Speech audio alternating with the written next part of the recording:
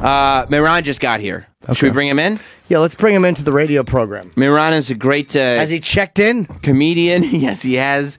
You can follow him at MehranX on Twitter. He's been in before. I mean, he is just a ball of energy. Well, good morning. And hey, buddy. The spirit that he brings in this room with him. Hi, folks. It's like nothing that we've ever felt before. I love you guys. How are you? Good morning. You bring sunshine to a rainy day. I have to tell you. It is raining. It is. Yeah, it's gross. It's effing raining. Is that a hand fan that you have? Oh yeah. That's like a geisha girl fan? Yeah. And did you bring that as like a proper that this is how you keep yourself cool? I'm a moist person. I'm a wet person. You sweat a lot? I sweat an incredible amount. I see. And yeah, I have to fan myself on the train also, So you sit on the subway fanning yourself? Yeah, absolutely. That's fantastic. There are certain moths also that present colorfully to warn predators. You know what I mean? Right. There it is. So now, the fact that you sweat, does that turn off potential partners? No. I mean, it usually means I'm a hard worker. Right? I mean, if you show up sweating, they're like, yeah, he's not worried about getting dirty, sloppy. Yeah. You know what I mean? Of course I know what you mean. It's and that is prissy. Nobody wants to fuck prissy. Maybe you guys do. No, I don't. No? No. No? When I saw you sweating just a moment ago, I said, this is my guy. Boy, yeah, exactly right. Exactly right. So you'll be on the train fanning yourself? 100% with these sunglasses. Here, I'll give you. This is the actual effect. Okay, they're big, like pop star sunglasses. And that is wow. Yeah, that fan really is great. That's very cooling effect. See, it's amazing because I've only ever seen fans like that in that you would buy at like a drugstore, like as a party favor. Yeah, I didn't realize they make them for actual use that would last. Like that fan is as strong as your umbrella is. Yeah, that's a real fan. True. Yeah, and I've shopped. I've worked the market. I've tried them all. I've had batches of 12 sent to me from China. I'm a fan. Aficionado. A lot of people don't know this, but when you come out, somebody shows up and gives you that fan. That is a gift. It's a membership card. Yes, it is. It's for Pride. I see. Yeah, it is. Well, so it's Pride Month. Yeah. Do you is finding suitors during Pride Month? Do you work extra hard to go okay, we're really presenting ourselves in the best possible light here? I did go on PrEP this month. I decided to go on the raw dog pill. Sure. Okay, so PrEP, that doesn't mean you have HIV. No, that means it prevents it. I see. Yeah, it's like a pill. It's like a condom pill. But you can get but other stuff. You got to watch other stuff, though, because PrEP won't stop you from getting gonorrhea. I've had it all. Do you know what I mean? But the other stuff, like a shot and an antibiotic course, you can usually walk it off. What if I told you? Yeah. We could make... a pill, a condom, into a pill. Is that something you might be interested in? I mean, I eat them like candy. If they came in gummy form, Jesus Christ, even better. Does it fuck your liver up, though? I heard it could mess your liver up. I'm sure it does any number of bad things to my body, but I mean, who's trying to live forever? I went on it for a month at one point, and then I stopped. It's just too much liver damage and stuff. It's a long time. Is that really what they say? Yeah, it can affect your liver. It just kind of scared me a little bit. Yeah. Right. Ooh. So liver damage scared you less than... Well, no. Plus, HIV. I didn't really need it. Right. I wasn't that. See, risky. Important warnings. Yeah, I didn't read the warnings. I was just like, if I'm, you know what I mean? It's like if I would rather maybe a little jaundice. Right. Sure. Do you know what I mean? Yeah. A lifetime of immune compromise. Right. No, that makes perfect sense to me. Just a little. A little yellowness about the eye. Right. Like if your liver is failing, but your T cell count is still where it needs to be, you're okay. Yeah, you're gonna be fine. Absolutely. And I would, these organs were gonna fail anyways. It really is. It really is amazing that throughout sexuality, I feel like there was a period of time, early '90s, say, where STDs were a really scary thing across the board. But I think now we've gotten to a place where we're back to the 80s. Yeah. Nobody gives a fuck. Yeah. Oh, yeah, there is impunity. There's a lot of older people, like in senior homes, are getting fucking STDs. Yeah. That's my favorite. Yeah. You hear that construction, Mehran? What's happening in here? Oh, yeah. Ding, ding, ding. Yeah, you hear that. What's that about? Yeah. They've decided that... That's what it sounds like when I queef. They've decided that for the last 2 weeks, actually, that even though this is a radio company and the morning is important for radio, they've decided the morning is also important for construction. Best time to do loud construction. Surrounding the radio studios. It's very impressive. That have not been soundproof past construction sounds.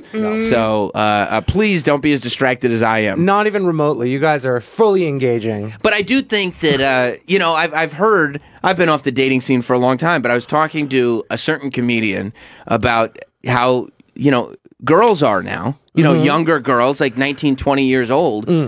They don't care about STDs. They'll go, like, they're ready to fuck on the first night, and they're going like, well, you don't have any STDs, right? And if you say no, they're like, great. Awesome. We don't have to use a condom. Yeah, that's how that's how I've always been, honestly. And I fuck uggos. You know what I mean?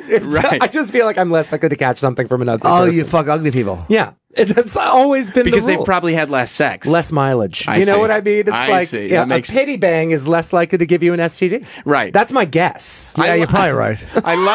I love non-medical STD prevention Oh, yeah, strategy. absolutely. I speak in high schools. I really do. I try to. This is a gospel. Right. Yeah, you stand in front of the high school and you pick the ugly kid and you go, if you want to avoid STDs, Yeah. that's your dude. Right There he there. is, That's your guy. 100%. Yeah, or I'll open with like, raise your hands. Who wants to bang? An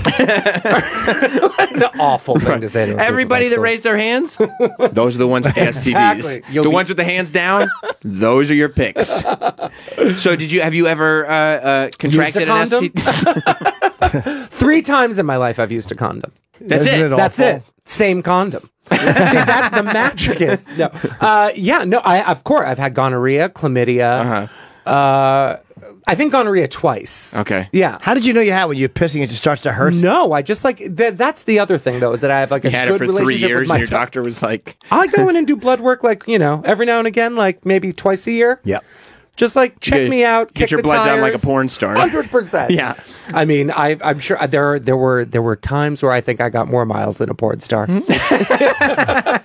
for you. Realistically. So, like around this week, will you like ramp it up a little bit? No. You Probably not. No, I mean, honestly, like... You have pride when, life. When it happens, it happens. Yeah, Yes. I've been out since I was 15. Yeah. This isn't new for me. You know what I mean? It's going to be 30 years soon. Oh, okay. But does it, so you get gonorrhea for the first time. Is that scary? Like, oh my God, I got to Sure. control myself. I've also been fired 43 times. Do you know what I mean? It's You've not been the fired first wow. 43 times. It's not the first time with anything that, that kills you. But the first time probably I felt terribly. I was like, "Oh no, how did I get this infection?" And it's like, I mean, then it cut to the sizzle reel of me just getting jizzed on from every angle of the Swedish shower. Oh yes, that's how I contracted everything. But so there's that. But no, by the time you get your third or fourth one, you're just, It's just you take the pill. time to make the donuts. You go, you take a pill, you take a shot in the ass, you're back in the game. I see. So why fired 43 times? I have problems with authority, and the restaurant industry is a fecund bitch, and she's just scattering bastard offspring to the four winds like an errant lawn sprinkler. They fire a lot of people. Yeah, it's a lot of turnover, and it's a highly exploitative industry. So like you'll work for someone for like $2.63 an hour. They'll have you mopping and shit, and you're like, "Fuck you!" They're like, "Get out of here. We have 400 more people we can hire." Right, You 'cause worked they're for hiring Harvard you at one for- point. Sure. Now, I just want to ask you the Yeah, go college for it. admission scandal. Were you surprised about that or no? Probably not. I mean, like, the thing is that, there's conspiracy and then there's high order consensus. There's like the idea that there are these people who are buying their kids into schools, and then there's like legacy. Right. Do you know what I mean? Yep. Like what the line between these things is pretty thin. Legacy is what? That's what, like, your father went there, then you go there? What is- Sure. Yeah, okay. And Like that you works to can't, your advantage. you can't get into college by lying about being on the swim team, but you can if your parents bought a tree. Yeah, and your dad, lied. Yeah. Do you know what I mean? Like, as in you inherited like a whole other, sort of privilege or good fortune. What did you do at Harvard?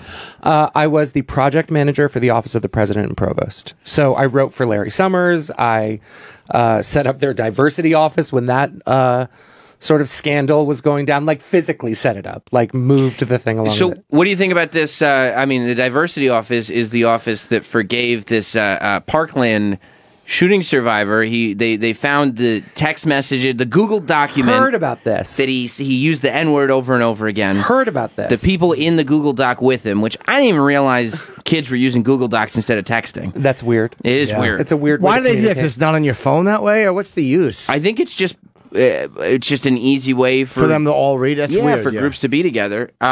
Because I think you can do it on your phone. When you get a group text alert, you're like, "Fuck you." Oh, so and so liked. Now it's the fuck. If you like something, you get an alert. It's enraging. Yeah. You know what it probably is? It's so if your parents grab your phone and they check your texts, right?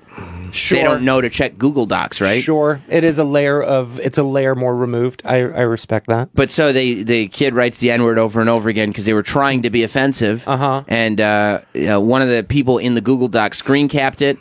Sent it off to everybody. Son of a bitch. Harvard found out about it. Fuck snitches. Harvard said you can't come here anymore. I know we said you could come here. You can't come here. All right. Right. Now, is that shocking to you? Do I give a shit? You don't give a shit. No, I mean, not. like, even the desire to want to go to Harvard is its own sort of sickness. But do you know what I mean? It's like there's like a whole. It's like needing to own a certain brand of denim or something. You know what I mean? Like, yes. Get your fucking education. Learn what you want to learn. Be a person in the world. I gotta go to Harvard. You know what I mean? It just feels like a horrible burden. How long ago were you there? 2007 was my last year there. How many did you do? How many years? Oh, I didn't work. I didn't study there. I worked there. How many years did you work there? I worked there for 4.5 years, I think. Which is like total. It's like studying there. Yeah, I mean, it's the same amount of in a time. weird way. There is a culture to it. You learn a certain language, like they talk a certain way. It was. Hey, when you get fired 43 times, mainly in the food service industry, they didn't know that. Yeah. Do you? I mean, at what point, at like number 30, do you go, okay, this thing that I keep doing? If I want to keep working in this industry, I got to stop doing this thing. Yeah. I've been fired 30 Like times. drinking? Okay. I have to stop drinking at work. Is that what'll do it? It'll never happen. It's not going to happen. Yeah. I'm drinking at work till I die. Are you kidding me? That's why you become a comedian. You think I'm going to suffer human beings sober? You are out of your goddamn mind. Hey, when you were at Harvard, Dr. Ian Smith wrote a book. It's a fictional book, but it's about like this super secret fraternity or club. The secret clubs. Secret societies. Yeah, the secret societies. Did you get near them at all? You had no access Did I to get them? near the secret society? Meaning, will you have access to them as I was there when Facebook was like becoming a thing. Isn't that weird? You know, And Mark Zuckerberg was like, yeah, you should have just looked at my window. I had the code right there. my friend's sister started working for them and was like, oh, you should get off MySpace. Everyone's going on Facebook now. And I was like, whatever, girl. And now she's like a trillionaire. You know what I mean? Like, And you're she's still trying to flying figure above out- us right now in a helicopter. Oh, she got flipping in. us off. She got in early. Oh, as like a secretary. She was like a receptionist, and now she's a trillionaire. And you're You know what I mean? and you're still arranging your top 8, going, it's going to come back. Yeah, exactly. Fingers crossed. I didn't see any secret society stuff, but I mean, like these things, it's like, what is a secret society other than the sort of like generational wealth, like people who own lots of things talking to each other, being like, you want to do that? Yeah, great. You know, it sounds like it's a secret society, but it's just people with shit deciding things. Yeah.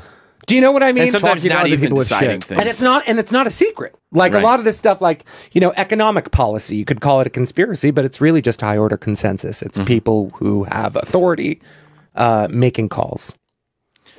It makes sense, yeah. That's all. But yeah, what do you think about Oh secret no, Rich, societies and I stuff? only thought of it because of you were from Harvard. I just thought of Dr. Smith's book. And I was just Right. wondering if you But you just worked there. I I'm mean, you getting gotta, into more conspiratorial thinking. Don't get me wrong. You Like, are. oh yeah, I've been in like these weird British sort of chatty forums and stuff. Like Elvis Elvis is a secret Jew and he bought Priscilla Presley. I love all of it. Do you think that's true, probably? Most likely? He is halachically Jewish. His great grandmother was Jewish. Okay. And he did buy Priscilla Presley when she was 14. Okay, so the facts From add who? up. From her family. Wow. I mean, like, essentially it was a certain agreement that she would be cared for and that they wouldn't do anything or and then that But you got got to get the fast-forwarded. permission to marry a teenager. You sure do. Yeah. But then we have like a Finding Neverland about Michael Jackson and his kitty touching. Except nobody believes it. No one cares. You It's think nobody believes Well, it? we were just talking about it because we played Don't Stop Till You Get Enough to come back from break, and I said originally when the Finding Neverland documentary or Leaving Neverland documentary came out, I was sitting here going, okay, we're gonna have to cut off everything post Jackson 5. You're still going to be able to listen to Jackson 5 because Michael Jackson wasn't touching kids when he was a kid. Yeah. But it sounds to me like everything after Ben, we've kind of got to get rid of. Yeah. A love song to a mouse. Isn't that what that's Ben right. is? Okay. That's Yes, a rat. Yeah. A rat. But we were just saying A that. friend of mine once he took a dead rat in the can. Wait, In the hiney? Yeah. he Wait, put a why? dead rat up his butt? I used to run with a lot of underground artists, and there was like a photo shoot of this guy getting all of this hair on his body blowtorched off, and then later he was penetrated with a beer bottle, and then they escalated that to a frozen dead rat that a cat had brought. And They put it in. Like, did they have something wrapped around it? They put it in 2 condoms, I see. and then they banged him with. And so condoms do have a purpose. absolutely. And Yeah. so when I Did he like it? I mean, I don't know. I mean, he participated in it. Do you know what I mean? Yeah. He was conscious. But I Is used this to. considered avant-garde? Sure. But Okay. I think it was for them. It was the photo shoot felt very avant-garde for them. So I would throw like comedy parties very early on, like Yeah. in my first year of comedy, second year of comedy, and I would take pictures of people watching, of people looking at the pictures of the dead rat in the ass, which later became known as the DR in the A. What was the I see. point of it, Yeah, like, artistically? What did he say artistically was the point of it? Probably boundary pushing, shock factor. I mean, And- it's better than most comedy specials on Netflix. It's true. It's true. I mean, I would rather look at someone taking a dead rat in the ass. Than, I would watch that. That's actually... I mean, do That's you know what what I mean? As Nanette's footage working goes. on that for Nanette too. Yes, That's what she's going to be Nanette doing. too. There's DR in the A. important work to do. Important work to be done. It is important work. I like DR in the A because then you could bring it into mixed company and still discuss it. That's all we did. Right. That's the old DR in the A. You know, I'm getting bumped odds. A DR in the A. That's great. Yeah, so leaving Neverland, that's where I thought this was going, that we were going to just have to retire all Michael Jackson music post Ben, and then you go around and you realize nobody's done that. You could go as far as You Are Not Alone. Yeah. And people are still enjoying all of it, and the voice of those two, the Mark Ronson fella and the other guy, those two are lying. There's no proof of this. That voice has become so much louder than the little whimper of, yeah, but don't you think he probably touched kids? Like, nobody hears that voice anymore. People hated their families so much. Like the parents of those kids Yeah. were hated. So people kind of like, well, One got immigration help. One got a house. Yeah. Yeah. Yeah. And like Mark Ronson's mom seemed like she was in love with Michael and Was it Mark Ronson? Is that his name? No. or Wade Robson. Wade Robson. Wade Robson. Yeah, Mark Ronson is like the DJ mixing. Mark Ronson is a big record producer. Yes, He did yes, Miley yes. Cyrus's Yeah, album. before he fucked DJ Khaled. Amy Winehouse. Yeah, yes. Yeah. Wade Robson is who I was Yes. thinking of. Sure, He's the, sure. Disco. And James Safechuck. That was That's his a name? Great, The other guy. Great Nice job pull. with the name. That was a great pull. But yeah, those two poor guys. Yeah. Nobody cares about them. Everybody's sitting there going like, okay, it's enough. We're going to listen to the music. Robson, like at least like he kind of waffled in public. You know, I thought they both did at one point. I could be wrong. I know. Isn't he a big choreographer? he is. Yeah, he had did a fun Britney career. Spears and NSYNC and all those. Yeah. He was like in the 90s. Does he still work? He was the big choreographer. I don't think he's that big anymore, but I have no idea. But when it comes to secret societies and things like that, I mean, that's an interesting thing. It's like, when he was corroborating that Michael, he testified when he was like 12 that Michael Jackson didn't do anything. Yes. And he got to go on and have quite a career. You know what I mean? Yeah. I mean, that's Right, is there a little, that's hey. the stuff that makes, my antenna go a little wiggly woggly. You scratch our back, we'll scratch yours. I feel like there's Yes. there's a lot of secret You keeping. scratch I our think back, there's- we'll come on yours. Yes. Yeah. Yeah. And you can kind of brush the surface, but you can't go too deep into. Yeah, no, I know. No, I he had said a- he says he took it right in the can from Michael. He did. Yeah. Oh, yeah, yes, he did. Didn't it hurt? He was the one that said he couldn't. He was like the next day he had blood in his underpants. Michael told him to go Yeah. get your underwear and throw it out. You should eat your underwear. Did you Throw say- it out. Yeah, Wow. Michael said, go home, get your underwear and throw it out because it might Yeah. be blood in it. Sure. Was it Robson or Safe Chuck that happened to? That I don't Rob, remember. I think it was Robson. Wow. Yeah. Wow. Who took But yeah, who I took mean- the DM in the A. I mean, it's really, it's not an issue for the Jackson estate. No, I mean, well, it's really not even been a setback. and Latoya, like she also backtracked. Do you remember? There's a Yes, I've there's seen a the neat video. little like 1992 or 1994, 89. Yep. where she's like talking in Japan. She's like, Michael, you know what you're doing to these kids. And It's she's terrible. corroborating the entire story told Yeah. in this doc, but now LaToya's like, no, I don't know anything about that. She says that an abusive partner was the one who forced her to say those things. Wow, so she's kind of lined up with the family. Probably because it's over now and he's dead and there's money to be made and like it's being isolated. It's just there's no advantage to it. Well, yeah, and it's like constant battle, and it's like, you know, what does she want to be associated with? It's like, I think most people like they think that they want a scandal because it'll put them in the news, but then maintaining it is right. Yeah, that's the short term. Like you get that bump. Yeah.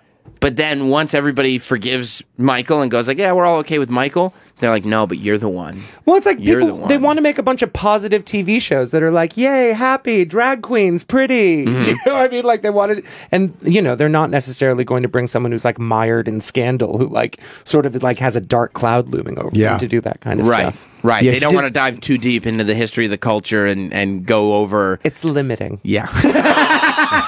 it's limiting is the limiting. word. Yeah.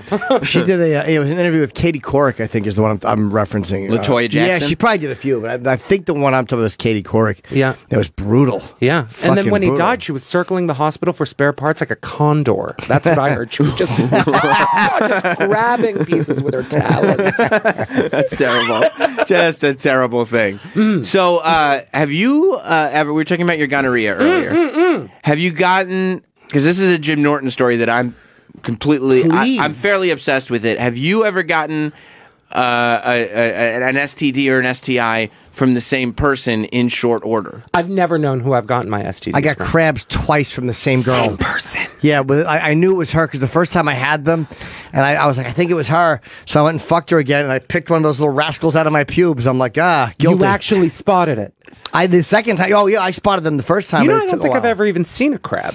Yeah, and I mean, everyone shaves now, but again, this is in the late 80s. So But I just love that you went back and confirmed. Like, you knew it was her, but you were like, you know what? I better try to go get crabs a week I had later. to fuck her again. Yeah, she you was really so wanted sexy. to. Yeah, not the most hygienic person. So even though you knew there were little pubic bugs that were going to jump onto your genitals, you were like, I have to. The first time they really itched, and I got rid of them. You have to put like a rid. Yeah. And you have to comb through. And the second time, I saw one after I fucked her, and I don't think I got them again. Like I just saw one or two and got it out. Okay, so you nipped it in the bud, as it were. Yeah. And then I went through the shampoo. Or you just go there like with rid on your pubes already, and you're like, I'm ready. I'll do they're- anything. they're I've so had awful. scabies. What are those? Like, are those like? Scabies are like crabs, but they embed themselves in your skin, and what they do is they lay eggs, right? Oh, no. So they lay eggs in like a trail, and then those egg sacs hatch, itchy, and then they create lots of little other baby scabies that go and they like. How do you get rid of nest. them? Like a cream or? You have to like bag your clothes for 2 weeks. You have to put my this like toxic God. cream all over your body for a while. It's zero fun. How'd you get them? Sex? No, I was like staying at some hippie's house. There's Never like s- these hippie. I used to smoke. I mean, still everything, but like I hate to talk about things like I used to do. But you know, it's active. But no, like in my that's what it looks like. I just stayed at their house, and she had like a ferret that hadn't been demusked. Oh. And so it just created all kinds of like hippie bug problems. Did all you over the move out place. after you got scabies? Oh no, I was just there for like one night. and then You got scabies in one night? Oh yeah. Oh my! Do they jump from God. person to person? Oh, they can jump like meters. Oh no! Wow. Yeah. And and what's terrible about getting something like that, or Yeah. probably crabs, I imagine too, is that you probably have like you think you have phantom scabies or phantom crabs for the rest of Oh, your life. forever. You know, like it's like I see it. I think I have. Or you I look had at a them, I was mosquito bite and you go like, "Oh my God, they're back! They're back!" No, you scratch your whole arm. Scabies probably are like bed bugs. Like I've never had bed bugs, but that's the horrifying one. Same. Like you have the clothes, and I think with the same thing, with crabs, you got to wash them in really, really hot water. Yeah. You're wash interrupting. your sheets. There's some Oh, hammering sorry. going on that you're interrupting. Yes, there is. Yeah. There's a what? going on? Hammering? Hammering. Somebody's hammering right outside the Are studio. you guys so have had it, huh? Oh yeah, yeah. You've It doesn't bother me at absolutely all. fucking had it. Makes No. him crazy. It makes me. Yeah, I'm going out of my mind. I'm so sorry No, that it's you okay. feel this way. Don't- I happens. hope it actually happens for a year. So, you said that you're still like, let's not talk about things in the past as if they're in the past. We're still doing them. Yeah. Do you feel like, as an adult, as you've gotten out of some of your youth, you've figured out how to incorporate these hobbies Yeah. into my extracurricular activities. Your Like you've incorporated your extracurriculars into your life in a way that is more productive, and you don't end up in scenarios where you have setbacks like scabies or gonorrhea. So, yeah, I think that the part of it is like, it's the harm reduction model. It's figuring out how to do things in a way that, like, don't destroy your life. Right. Having something that you care about probably helps, So for me, I've been a comic now for about 12 years, and it became... Are you married? I am. Oh, you are. But it became instantaneously important for me. I was like, I don't want to ever fuck up comedy. I don't want to be able to not go back to a club or feel like, you know what I mean? Like, so that creates a certain boundary. So I'm not going to get all screwed up on a night that I have to work. You know? Right. Because a lot of guys do go on fucked up, and they're okay on the early show, but by like the fucking Friday 10 o'clock show, they're finished. I've done that. I've made that mistake. You know what I mean? But like, I made that mistake. You recognize it's a mistake. I'm not going to do that again. Yeah. How did you know it was time for a relationship? The right person came along. I was in no rush to. Where'd you meet? You might have told us. I don't remember. He was my my roommate who drank himself to death. I love him very. And that's another way you learn. Yeah, is by losing people you love. His brother, that roommate's brother, was my husband's best friend growing up since they were like 2. Oh, so you met through. Wow. So there's like social accountability there. I think that's always a good sign, is like when you swim in the same waters. If one of you fucks up, you're kind of, everybody else saw it. Right. Do you know what I mean? You Yeah. have witnesses. Yeah. So you're on like better behavior. I think it's like when you meet a stranger, things can go haywire. Right. You know what I Right. mean? Like, you can fall into nobody their knows this person. You don't their friends are going to have their back. But when you share, like... But then again, if you accountability. break up, it sucks because then who keeps the friends? And every friend reminds you of your person. Like, yeah. That's true. That's true. So you meet this, or you start dating or whatever, and you just lose the desire to do all the wacky shit you were doing before. I still do all the wacky shit I did before, but like I do it in like a contained way, Right. And like, and I don't take out, crazy shit on my partner because I love this person. They're Right. a good person. They don't deserve my like rancor. I don't have to be an awful person to them. Yeah, I still take acid. I still eat mushrooms and go to the Met. I would take ecstasy right now. You would. I would absolutely take Troy, Molly right next now. time Moran's in, can we get some ecstasy? I would absolutely you. eat Molly and then come in here like an hour into how it. would I you swear be to on God. Molly? I would Are you love that. friendlier? I would love for that. Yeah, I'd be yes. so nice. I would probably be like, you guys are actually pretty. Like, I would be relaxed. It would be lovely. I don't want to encourage drug use, but if the next time you do the show, if you wanted to do some Molly right before you Feel came free. in, If I could find it, that's the other thing, is that like, when I was like fully in the mix, like when I was partying all the time, I was a raver, for God's sake. Like, I could look at literally any one of my friends and be like, clap, clap. You know Troy's, what I mean? Troy's a DJ. You can find some Molly. I mean, I'm sure I could. I think you should try candy flipping. I've Tell me what's candy flipping? What's candy flipping? It's acid and ecstasy at the same time. Really? You've done that? Of course I have. I've done that in the woods, and I've done it in like huge quantities with some of my favorite DJs playing maybe a mile away. How does it make you feel? It's definitely the volume is turned up on life, right? But also there's like you have a huge neurochemical sort of dopamine dump, so it's like there's good feeling, but then you're seeing things in vivid detail. Have you had a bad trip on acid? Fuck yeah. What's it feel like? Lots of in the beginning, I used to have lots of bad trips. I on never acid. did acid. So It was just like emotional shit and feeling really bad for myself. And like, it wasn't necessarily like ooby scooby, like everything is all like the walls are melting and everything's bad. I certainly had friends turn into killer clowns, but that's, that's happening Par to for me the right course. now. yeah. But no, it was emotional shit. Have you been on a trip where you're like, I'm stuck here. I need to get out of this feeling? Back in the day. And now when I take psychotropics, I honestly just have a good time. Right. I usually will go to the Museum of Natural History and be like, jellyfish. You know what I mean? Like, Maybe you're a happier person now. Yeah, You're I am a little happier more person. comfortable in your own skin. There's a lot less, like, I think, super ego, like fear, like my parents being like, this idea that somehow I'm disappointing someone Do you know what I mean? Yeah. I think I used to carry a lot more of that in my 20s, and now I'm just like, it's my life. Right, you just truly don't care. I truly, zero fucks given. Yes. Yeah, you don't Yeah. care. Isn't that a beautiful place? It really is. And I can only imagine. And that's, that's why people are like, oh, I wish I could be young again. It's like, nope, not.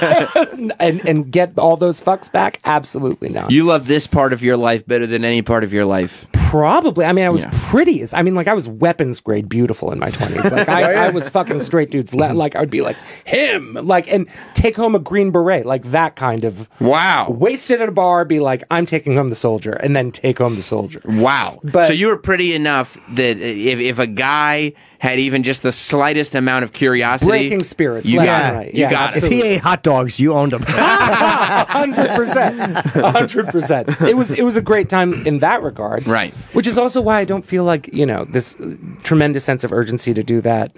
Now, I did it. I did it. You did. I had Do you a ever great wish time. you could take your mind now and put it in that body and go like, oh my God, the things we could get done. I'd be a superhero. Theory, Yeah. sure. Or like, I wish I had started comedy 10 years earlier or something. Right. But again, I was too busy getting fired. I'm glad I didn't start comedy 10 years Right. earlier. Otherwise, there would be like You would've fucked it up. a trail of corpses. I'd have fucked it up. Absolutely. Right. Yeah, it's like, I think I did it in the right order. I partied while I was young. I broke all the dishes. I acted a fool. And now I'm older. I can manage things. I have a partner who I'm loyal to and I love very much. I know how to get some on the side without ruining, Christmas. Yeah. Does he care if you do? No, absolutely not. Oh my God, you Will you figured it tell out. him? Huh? You'll tell him when you come home? I probably won't tell him when I come home, but like if it comes up, I'll be like, yeah, I was doing this like 2 months ago. And he won't. I'm trying not to, I mean, Will like, he get mad? No. Wow. No, I respect him. I respect his ego. I want him to feel good. Like, I'll bring home that good, sexy horniness and like take it out on him. And I want him. The idea of me being the last thing he fucks is the saddest. That is sadder than a strip club on Father's Day. That is the worst fucking thing in the world. Of course, he should fuck something else. Like, So you don't. That's not. You guys just don't get jealous of each I other. would be thrilled. Yeah. if You don't he- get jealous? Wow. I don't. I really don't. So it's an open. It's an open relationship with respect. Yes. Yeah. Yeah. Like It's very evolved of you. It's so crazy. Like I'll read I read Reddit. I read it. See, that's where you're not as evolved. Yeah. Oh no. You I can't be on am a Reddit. monkey. I'm picking nits and eating them. But like people are constantly writing about like jealousy and relationships that are falling apart because I found out she cheated and I'm gonna fucking divorce her and leave her and all. It's like Jesus Christ over that. Like over sex, like, and honestly, like, have you only beat off to one person your entire life? No, Do lots you know of what- people. Yeah. I hope you get to fuck everything you've ever beat off to. I appreciate that. genuinely Thank do. you. You know what I mean? Thank like, you. I would, My wife doesn't share those sentiments. Yeah, absolutely. I hope she does too. I've asked. No, I hope Yes. not. I hope she, but I really do. I think that, like, why hope wouldn't she does. you want You to? do. Yep. Why wouldn't you want to taste all the fruits you heard about? You know what I mean? Right. Well, that's Jim's philosophy. But what if they like the other fruit better? I mean, typically mine is not great. Right. So that's the great concern, right? That with you have this physical attraction, and that truly is fine. If all you're doing is fucking somebody, it's like, really, what harm does it do? But you're not in control of your emotions all the time, and sometimes you get wrapped up in your emotions, and this person that you have this lust for, all of a sudden, you develop a little crush on them. You start to like their personality. Like, what do you do? If you're sitting there, you're hooking up with this dude, you're like, I'm keeping it respectful. This is just getting my horniness out on you, and then I'm going to go home. And you go, wait, Right. I have some little feelings for you here. So the way me and my guy got together is he said to me one day, I want to build a life with you. He didn't say, I want you to be my husband. He said, I want to build a life with you. And that's exactly what it is. It's a partnership. We're building a life together. We're saving up. We're going to buy a house together. We might like steal a kid at some point. Sure. Do you know what I mean? Yeah. Like, but that's building a life with someone. I'm not going to destroy this project that I have going with this So person. will you cut yourself where we're off? Like, Totally open. If you Like, if you go, I'm developing feelings for this person. I'm not in control of that. It's just how I feel. Will you go? I'm not going to hook up with that person anymore because it's not just physical. or Or it just hasn't come up. That hasn't happened. I haven't like run into someone where I'm like, oh, this is bigger than the entire life that I'm building with this other person. I see. So the life that you're building with the other person is so strong, it just like doesn't. Why would I fuck up this incredible thing that I've got? Well, that's with, logic, like, though. the Sometimes your easiest going emotions. person I've ever met. Like, you know, it's like underwear, feet, farting. You know like what I that. mean? Grilling, cooking, great life, 2 great dogs. Do you know what I But mean? you may want to start fucking somebody else more. Sure.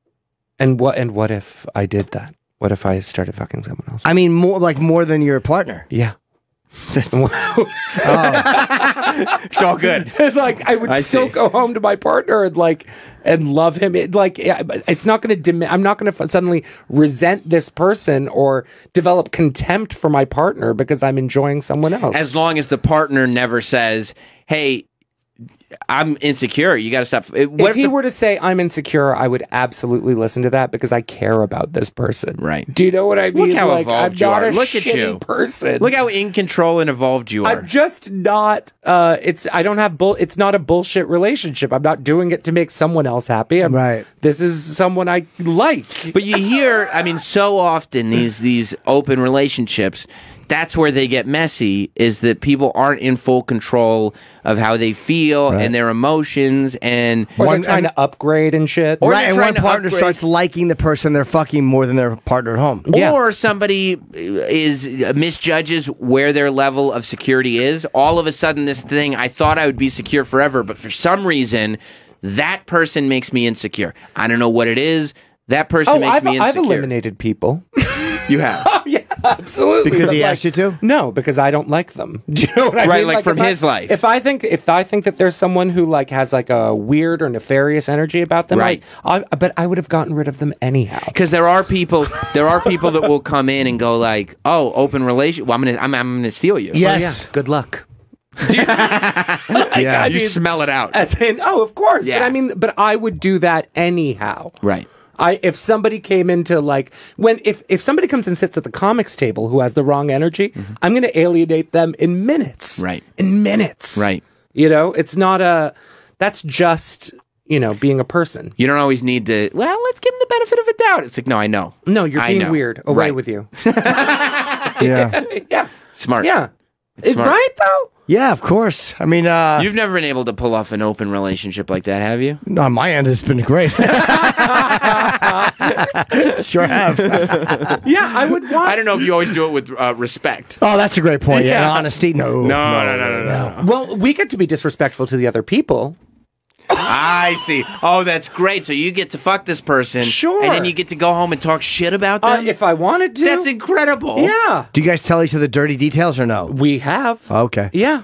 And you just be like, always, I don't think. You know this dude that you saw and you thought he's got the smallest dick you've ever seen in your life? Well, That's I so was much just like, fun. dude. Yeah, it's like I just traveled I took 3 different trains for a dick. Fucking, you wouldn't believe it. You know what I mean? A strawberry and a patch of weeds. What the fuck? Can you look at each other's text messages? I've grabbed his phone for play. And then been like, I can't believe you said this, and it'll be something totally innocent. Do you know what I mean? Yeah. But that's play. I swear to God. Look at you. It's like if you You're living the dream. But it's like if you're not having fun with your partner and you don't like this person, or if you have a sense of contempt, or it seems like you're about to be devalued anyway, you're with the wrong person. Right. Why would I build a life with someone who I'm nervous about? And you're smart because you don't have that desire.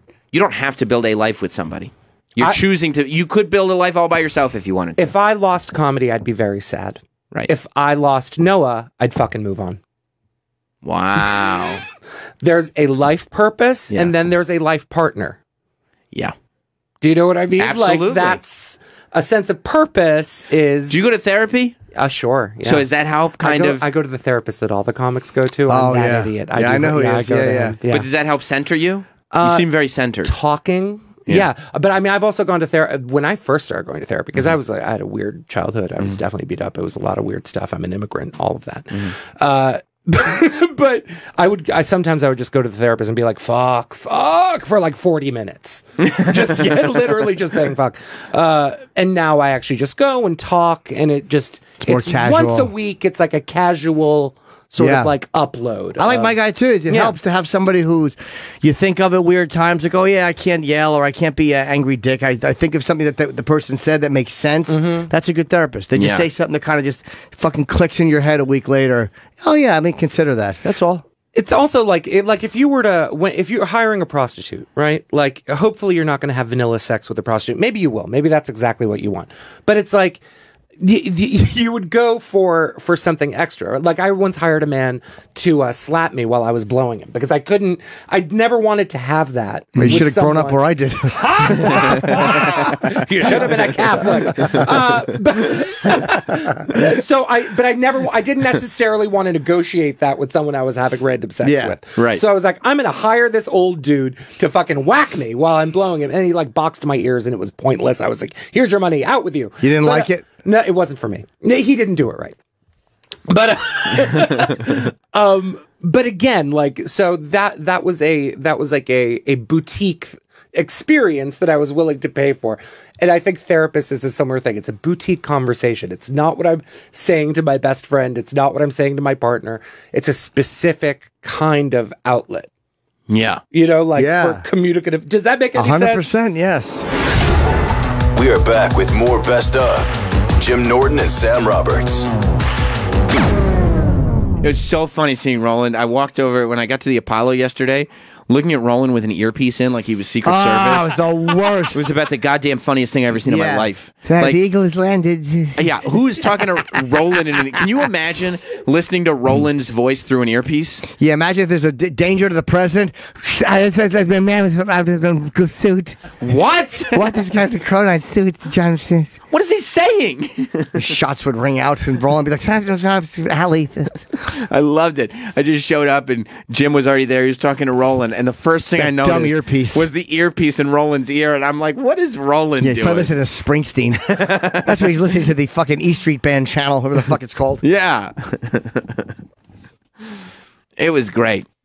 It was great. I'd love to know what Roland was handling with that earpiece. I don't know. You Maybe know, guest or talent relations. I'm sure it was, and we got there right before the show started, so I'm sure that Roland was there to make sure that Amy Poehler or John Oliver, whoever it is, gets in, gets a seat, doesn't get bothered. Yeah.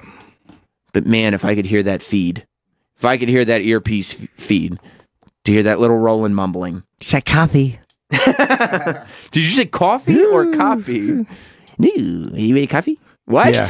Roland, we need you to. He's fucking staying there asleep. Yeah, he was standing for the Gaga concert. Did he? Yeah, so he stayed awake, which is I think is that why he stood? I don't know. He was standing in the back. I don't know if he actually had a seat. He might not have had a seat. Did Stern go or no? I didn't see Howard there, but I saw other people like Baba Booey and whatnot. Oh, okay. Yeah, because Roland got one of the very limited tickets when Paul McCartney played the Apollo. A very select few, a small handful of SiriusXM employees got to go to the Apollo and watch the Paul McCartney sound check. You went and saw that? I did, yeah. I mean, behind Roland. You talk about once in a lifetime. Unbelievable. It was maybe 20 people. Incredible. What did he play? He did Let It Be. Maybe did one or two more. But yeah, Let It Be. Roland was no out. Roland was head back. Roland was sleeping and snoring during the Paul McCartney sound check at the Apollo. Oh my God! So he probably knows better at this point than to sit down at these shows. Yeah, he knows. He just can't handle it. His narcolepsy is it creeps up on him. Is life ruining. Yeah. We have the door opening. Oh, okay, cool. Here they are. Roland, is that Roland? We were just talking about your earpiece at the concert last night. Yeah, it really bothered us a lot. Hey, man. Diaz and Zamero are coming in. Yo. What's going on? I want you to picture Roland, the guy that just met you at the door. Yes. I want you to picture him with like a Secret Service earpiece in. Why? Because that's what he was wearing at the Lady Gaga concert last night. How was that? How was that? I was driving through the street. I saw it on 125th Street. The little monsters on both sides. That's right. Was it a good? Yeah, it was fantastic. I've never seen her live. I'm sure her show was crazy. I saw her in 2012. If the truth be told, I enjoyed her a little more back then. Yeah. But I did like this show very much. Okay. What are we talking about here? Lady Gaga. Lady Gaga, of course. Oh my God. I mean, what did you think? What did you think we were talking about? Oh yeah. Lady Gaga like I come up to Jim and say, I expect to hear about Lady Gaga. Well, Sam and I were warned too. We were on 125th waiting for an Uber, and a woman at the bus stop was telling us, "Do not go uptown." Do not. Yeah, no. It was a mess. Was it bad? It was a mess, and it was like it wasn't that usual Harlem 125th Street crowd. It was definitely like the crowd you see on like 2nd and 2nd Avenue, and they looked out of place, and people in Harlem were looking them out of place. I was like, oh shit, gentrification happened. Yeah, she said there's a lot of gangs. Don't go north. An Uber over there is just a crackhead that'll just like piggyback ride you to wherever you need to go. Yeah, I always wonder, like the Ubers that hang around uptown, they just pick up people that, like, why? Yeah. Why wouldn't you drive to a place that's safer for you and pick up people there? I mean, you know what the thing is? Those Uber drivers feel safe in that neighborhood, so that's their clientele. That's their special. That's their clientele. They know. I get that. You need that Uber that has no problem going into the projects. Well, it's like those green cabs, the light green cabs that can only pick you up above a certain. I don't trust those at all. No? I've never used those because the whole thing about cabs is they're kind of racist about picking up black people. So the green ones are like, yo, we'll pick you up begrudgingly because you're in Queens. So I'm like, I don't need this. Yeah, you had to invent a whole new cab just so I could get no. And then you feel bad. I'm like, why aren't you yellow? They're like, yeah, because you guys are like the outer borough scum. I'm like, it's a class system. Right. Yeah, they can't pick you up below a certain, like, they can drop you off anywhere, but going back up, I think they're not allowed to take fares. There's the rules and 96th Street and all this. Is it 96th Street? Yeah, it's a mess. It's all Bloomberg's fault. I got Showtime money now, okay? I don't need to take your special cabs. I get the deluxe Uber, like, car service cars. Well, no, you still get an Uber, and then it's just like, you get, what is that? The thing they have now, like Uber Diamond, which is supposed to be like the creme de la creme of Uber. Right. But all you do is like every time you ride, you get like a free meal from Uber Eats. So basically, every time you ride an Uber, you get a free snack that someone already has half eaten. What is Uber Diamond? I'm not involved with that. There's different levels. There's platinum, diamond, and gold. And platinum just means like, hey, stupid, you ride Uber a lot. Oh, it's like a frequent flyer thing. If you use Uber, you just sign up for the loyalty program. The loyalty. And it then the sounds more very you use suspicious. Yeah. Join Uber, join a loyalty program. Next thing you know, you're decapitating somebody on camera. That's right. In a black jumpsuit. That's how it starts. Like if you take enough Ubers and you status up enough, you can cancel for free. Yes, that's the flex. Which is really just their $5. Which is their way of justifying cancellation fees in general. But then also, like, the higher up you go, like, the longer it takes for your car to come. Like, now it's just like, oh, it's going to be 8 minutes. I'm like, wow. Like, when Uber first started, the ride was 8 minutes. Like, why so much longer? Because you have they send you the best Uber drivers out cars. there. They send you the good cars. The guys with the mints in the cars good that just don't smell like vomit. Oh, okay. Well, I think you can pick a black car, or you can pick LA, and it's just like we use the SUV, completely offset our carbon footprint. There's no reason why. It's just two of us in SUV. Just because when you pull up the spots, you gotta look cool. Yeah, that's it. Well, do you feel like now, especially because you guys, of course, Diaz and Samero, Mondays and Thursdays at 11 p.m. on Showtime. You guys are doing live shows now. Do you feel like you have to present yourselves in a certain way so that people know we're not just on YouTube anymore, guys? We're Showtime television personalities. Definitely. Yeah, I just wear Versace socks. Oh, yeah, definitely changed. Like, when I go walk my dog, like, it's a whole process. I got to do, like, wardrobe, got to do makeup and stuff. Right. Because nothing's worse than running into, like, a fan or something, and they're just like, oh, wow, you weren't expecting to run into people today. Or worse, they're like, I want to take a photo with you. You're like, whoa, chill. Like, I am not photo ready. Or you got to ask them to take it in black and white because you just look terrible. You're covered in, like, cat hair.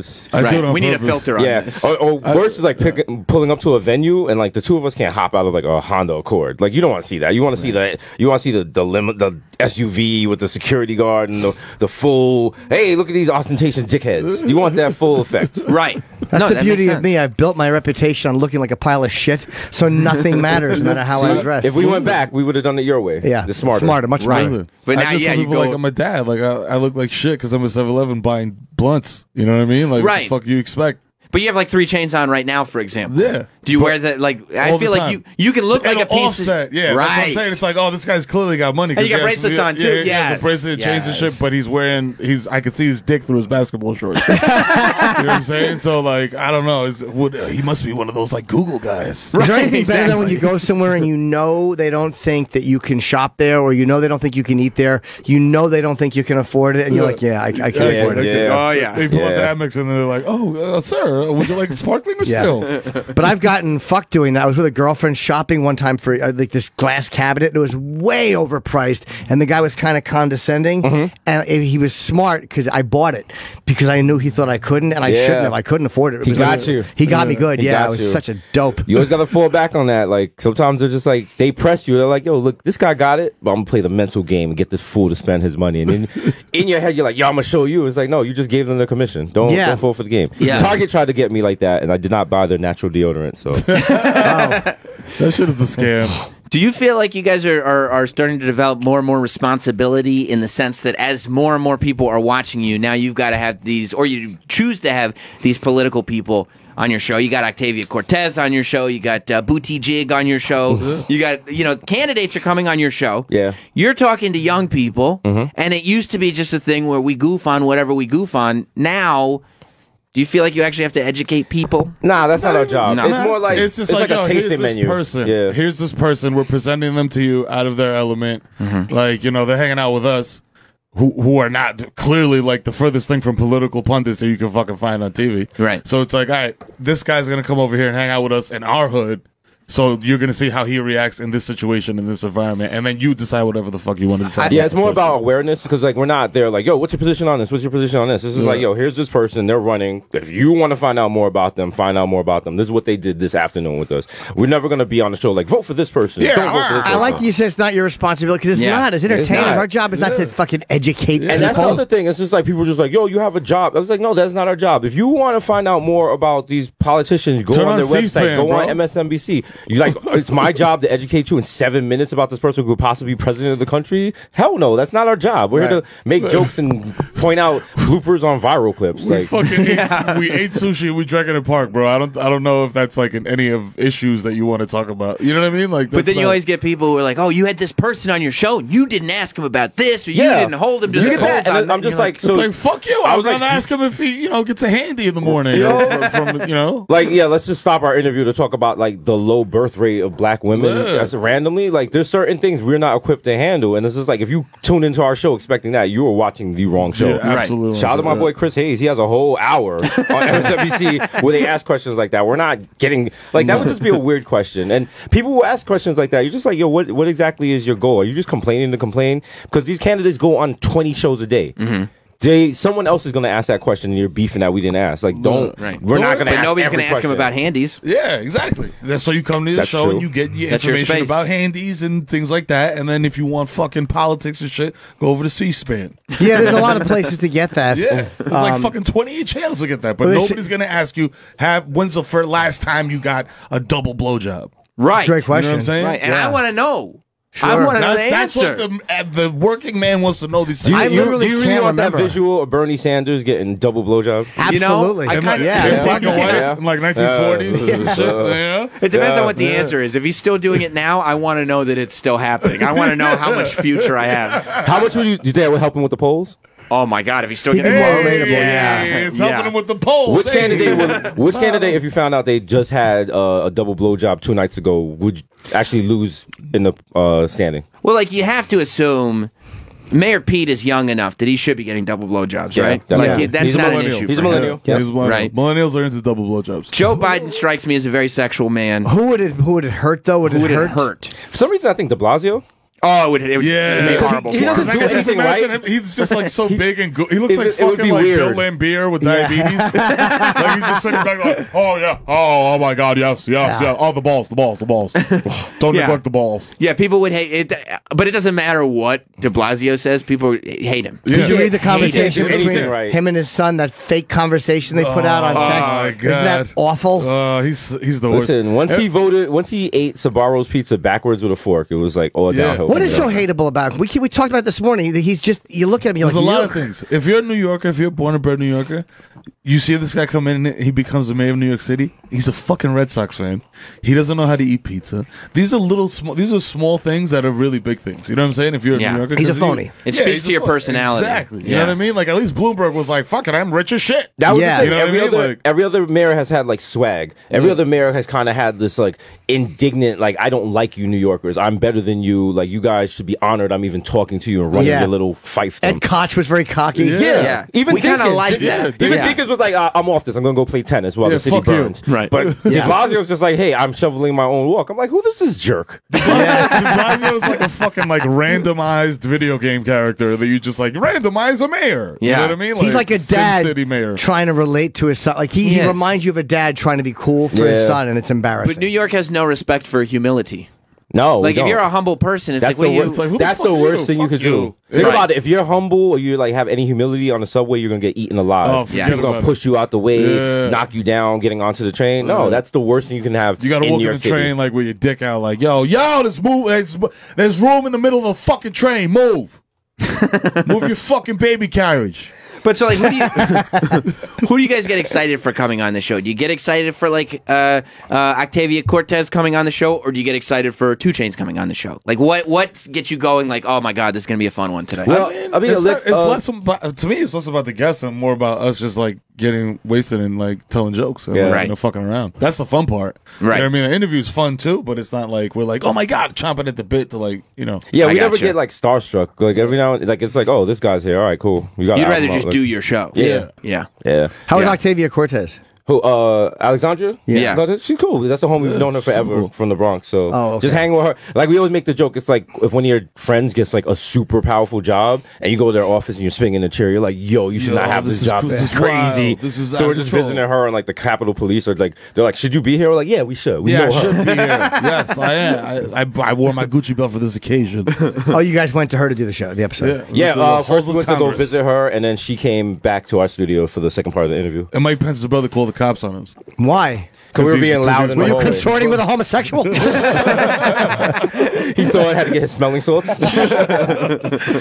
Yeah, why? What were you guys doing? His brother called the cops. We were just loud. We were in the hallway, like you're making noise on the way to her office, and like somebody from his little office came out, looked down the hall. Next thing you know, the cops came. What are like, you guys doing here? You guys got a filming permit, all this shit. what a It's like, wow. stiff. So when the Yeah. cops get called on you, are you going like, this is literally the greatest thing that could have possibly happened? Absolutely. Yeah. Because we are supposed to be here. are supposed to be do here. have a permit, Yeah, I was and like- this couldn't be better. Yeah. And I was also, like, it's oh not my like God. real. It's not like NYPD cops. It's like congressional cops. Yeah. Like, what was Right. it like? You Yeah. don't, you guys don't even have guns. They're So like Jesus. Paul Blart, you know what I'm Right. saying? With like, Like- after cool sculpting. Congressional mall cops. Yeah, Yeah. It's like hall monitors. Yeah. They're giving you a demerit. Oh So my they God. ask you for your permits and you show it, and they have nothing to say. Got Not nothing even to say, us. gotta Like walk we away. don't even talk. We just turn our backs to them, and then like the crew goes over and it's like, "Here's the Yeah. permit, asshole." We have people that talk for us, Yeah, actually. yeah. Sorry, excuse me. It's a great feeling. It's Yeah. amazing. And then you find out it's a Pence that did it, and you're like, I thought this couldn't get better, Yeah, and then it got no, a little it's- better. it's- Well, we didn't even better. know that he had a brother that Yeah. was in I didn't know Congress. until No just one now. knew. Yeah, Yeah. because we see They the just last stuck name. him in. What's he do there? He's a fucking thing. Yo, the It's White a House is like union no-show Sopranos now. job. Oh, yeah. It's straight up Sopranos now. It's, yeah, it's like, yeah, you get it. Yeah, Vinny, you run the stocks and things over there, and get the Mullignan to do the fucking HUD thing over there. So he's just got one of those barking out orders, kind of doing nothing. Yeah. He's like, you know what my brother is? It's like, oh, yeah, we get it. we get My it. brother's a vice president. We definitely never had jerked each other off. Ever.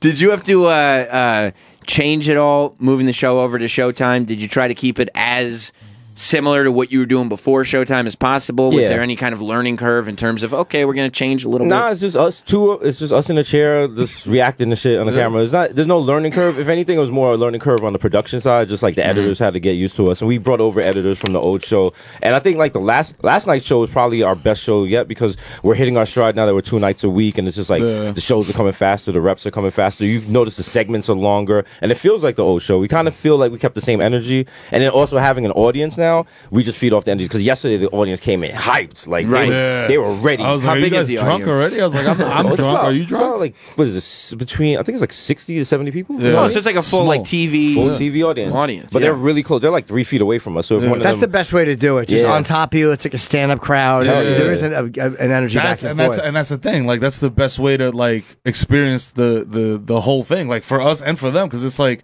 as a comedian, you feed off that energy. Yeah. Like, you know what I mean. If you say something that really hits. It's like, oh yeah, you know what I mean? And you see the guy in the third chair fucking doubling over in laughter, and his girlfriend's trying to pick him up. So it's just like a back and forth, like, you know, of like, yo, you give me this. It's like energy tennis. Like, yo, you give me this vibe, I give you this vibe, and it's like, by the time you're done with the show, you're like, fuck, like we're done with the show. It For, also like, 20 gives minutes. you a great barometer of how something is doing. Yeah. Like if a guest is talking and you see people zoning out, you're like, well, people who are Yeah. watching are probably zoning out too. Definitely. When one of you bombs, is the other one happy about it? Nah, Like, because you know what? If you bomb, it's just like you just keep going with the joke. Sometimes the joke is that the joke bombed. We do a lot of like really bad dad jokes. Yeah. And it's just like you just And we hear the call each crowd. other on it. You Yeah. just hear the crowd groan. Like, Right. And I was like, listen, what do you want? What do you want? They're not all gonna win. I remember Yeah. going to a Tough Crowd taping back in the day on Comedy Central. That was a great show. And whenever somebody bombed, the rest of you would take so much joy There was in their nothing pain. better. It was just like the TV crowd just Nothing looking like, better. what? And everybody, you could see all the other comics just started smiling. Like it Just watching didn't somebody work. soaking it. And you're like, oh, this is on TV. And it's funny idiots. because like that's like an aspect of like we're New York kids and we grew up in that like culture of like roasting, right? Yeah. Where it's like, yo, if you fucked up, like we're gonna clown you for Yeah. the entire fucking week. If you show up in here and like your sneakers are falling apart, we're gonna clown you for the Yeah. entire fucking week. So it's just like a lot of people don't get that. You know what I mean? And they get it. Yeah, it's fun to make fun of your friends. Yeah. It's fun. What the hell is going on in Dominican Republic and all these tourists dying? Hey, I mean, you're still representing, and I You know what I'm respect saying? that. I You know what I'm respect saying? that you're. I'm just trying to lower the airfares because I got 4 kids and I'm trying to fly my whole family out there this summer. You know what I'm saying? Because I think the 11th Probably a good time to tourist- go as far as price is concerned. It's Yeah. very, very cheap. Yeah. Yeah. The You know what I'm 11th saying? tourist Orbitz is just definitely died. hit you with like a hot deal notification right now. Like, deals to die for. Like, check out Trivago. The 11th tourist just died. I think 50 people got sick at a Jimmy Buffett concert, and Yeah. Yes. as of today, Wait, was that from Jimmy Buffett or from being in DR? unconfirmed. Too many margaritas, man. They're Yeah. in Margaritaville. But the DR is coming out and saying like, "There's nothing going on." But was this a Come. new guy that went down after all this has happened and then got sick, or is this like one that just they hadn't accounted for? They said he had a heart attack. Oh. They That's what said we're all dying They're of. saying they all had heart attacks. Don't worry about it. Come on down. Join us. You can have a good So time. this is what happens. Yeah. Like, so the guy died from heart attack. Yeah. And it's like, oh, nobody knows what happened. Nobody knows what happened. Let me tell you what happened. As a cards be real. Allegedly. Like, Allegedly. Allegedly. you know what I'm saying? So it's like, that dude definitely bought like some aftermarket Viagra. And probably. Allegedly. Allegedly. Definitely, probably. Allegedly bought some aftermarket Viagra. That was called like Vigor Power or I some shit. see. And But had you like gonna a find out the guy was like pulsating a youth pastor or some shit. cock. Yeah, you know what I'm saying? And then he probably, you know, he got it. That's a hell of a theory. He got it too He's not deep. wrong. It's a I mean, great theory. Brazil, we did Brazil 3 times. You buy that right over the counter, the Viagra. And I don't know if it was the actual Viagra or, Yeah. but it was. It's literally right over the counter. You're really taking a chance. You guys. Yo, there's I got a video I want to show you guys. Yeah. Let me Yeah. take a look. By the way, Diaz and Zamiro are going out on the road. That's right. This summer, they got dates in Miami, Austin, Los Angeles, Tell 'em, Sam. Houston, Dallas, and more. All over the place. It's July 12th, coming up first in Miami. Just watch that and pass it over to Sam. July Okay. 20th, Moody Theater, Austin, Texas. August 5th, the Theater at Ace in Los Angeles. August 23rd, Cullen Performance Hall in Houston. And August 24th, the Majestic Theater in Dallas. That's right. You got to go see the live experience. That's right. Nothing not like it. playing. Go to Absolutely bodegahive.com, get your tickets. Let me tell you, Bodegahive.com. those live shows are so much fun, man. Yeah. So much fun. Especially because you don't have to, I mean, you can say some shit that you don't necessarily have to be Showtime accountable for. No, because the thing is, like, anything you say on the show goes on the internet, so you just can't wow out. Like, you'd be surprised. You're like, oh, I could get away with this, and you just see it trending, like, shit. You don't Oh, have the fuck, I Dave fucked up. Chappelle cell phone bags? No, we're not at that Lock level. up your level yet. phone. No, You know what's funny? I went to a Dave Chappelle show, and he had the cell phone bag, and my bag wouldn't lock. So I'm like the only person in the theater like texting, and all. Everyone's like, "You're not supposed to have." They're like, "You're not supposed to have your phone." They said the phone opens in the safe zone. I was like, "I thought it was in the safe zone." They was like, "No, lock up." I was like, "No, I made it this far. I'm not locking my phone up now." I was like, "Also, I'm not gonna steal Dave Chappelle's material and shit. I just want to get the weather. Like, get the fuck out of here with this shit." But matter of fact, if I'm the only person here that could take a photo, let me just snap something real quick. Just everyone was just looking at me like, "How? How'd he do it?" How? I was like,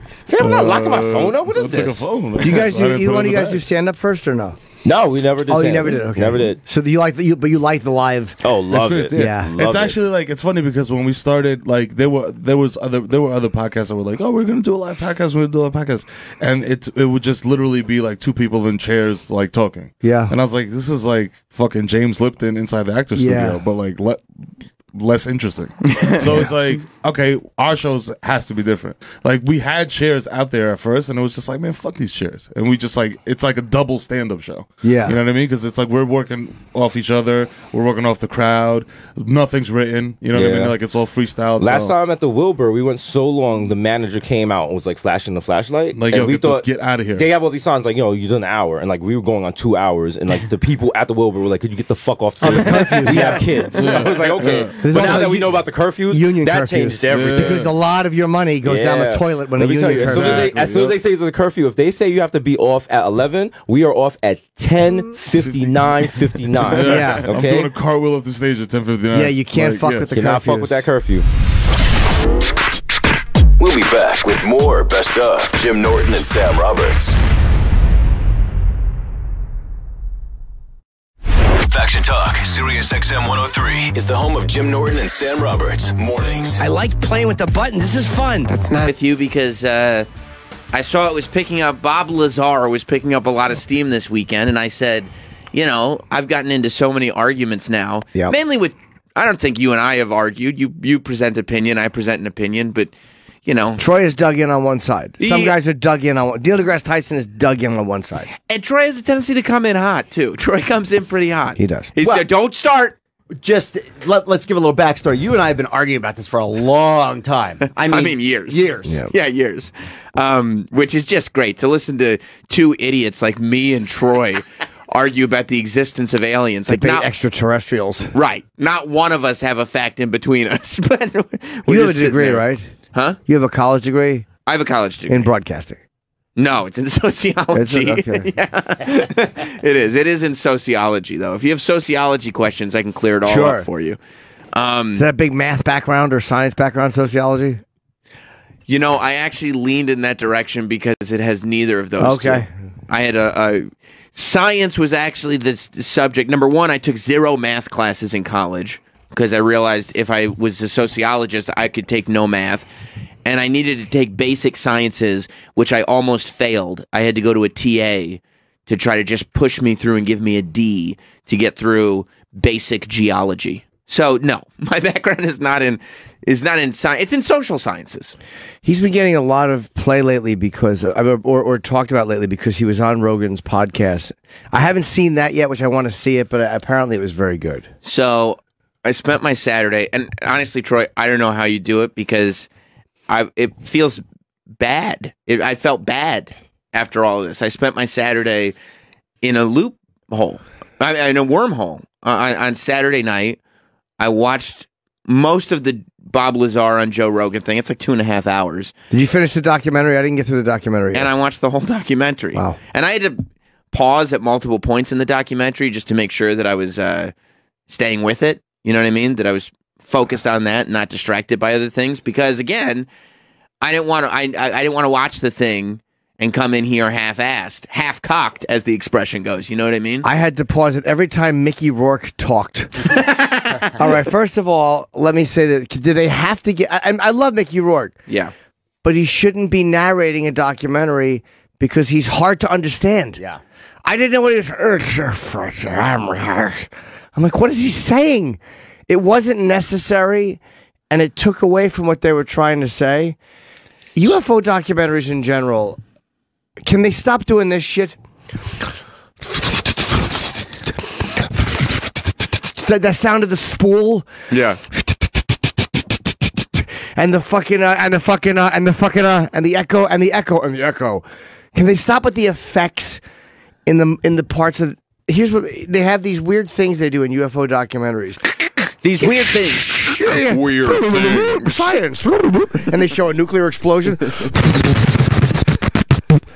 And then the spool sound. All UFO documentaries do this to make it sound mysterious. Mm-hmm. You don't need to do that. Right. Just show me the guy talking. The first couple of minutes of this was just the documentary maker with weird lighting on him, sending text messages. Fake reenactments of text They're painting messages. a picture. It was, But they don't need to do that. I know. They're fake. I think a lot of times, though, they do that kind of stuff to keep people entertained. Because if it's just somebody talking, it gets a little boring. But it doesn't work. Tell that It to takes me Rogan. out of it. It takes me away from it, and it makes me not take it seriously. So Bob Lazar is this guy, and he claims to have worked at the area next to Area 51. What is it? I'm guessing it's a part of it. S4. Area S4. Is it part of Area 51 by Groom Lake? Yeah, right next to it, right? So he claims to have been this physicist at Los Alamos, and when he was 30. When he was 30. And there's evidence that he was at Los Alamos. The newspaper article, he attached a jet engine to a car, and he worked at Los Alamos. He met a guy. He ends up leaving Los Alamos. The guy recruits him, and he says he ends up working at Area S4, which is where they had alien technology. He said very early on, he said he went to MIT and one other Caltech. Caltech. And he said he got there and he saw all this alien technology. He saw a flying saucer. He said there was technology that pushed his hand away from material the way two magnets that are the same push back. And it's just all this technology that doesn't exist. It couldn't exist in humanity. Reverse engineering. And so he said, that the job was to reverse engineer a spacecraft so that they could adopt alien technology and figure out how to build their own through what they had found somewhere. How long did he say he worked there for? At Area S4? Yeah, I couldn't get a timeline. Do you know, Troy, how long? Yeah, it's a little unclear. Yeah, I don't think it was that long. A lot of it's a little unclear. A lot of it's a little unclear. I gotta be honest, I watched this and I don't believe him. I hate to be the dick. I don't believe him. And here's why. I want to believe him.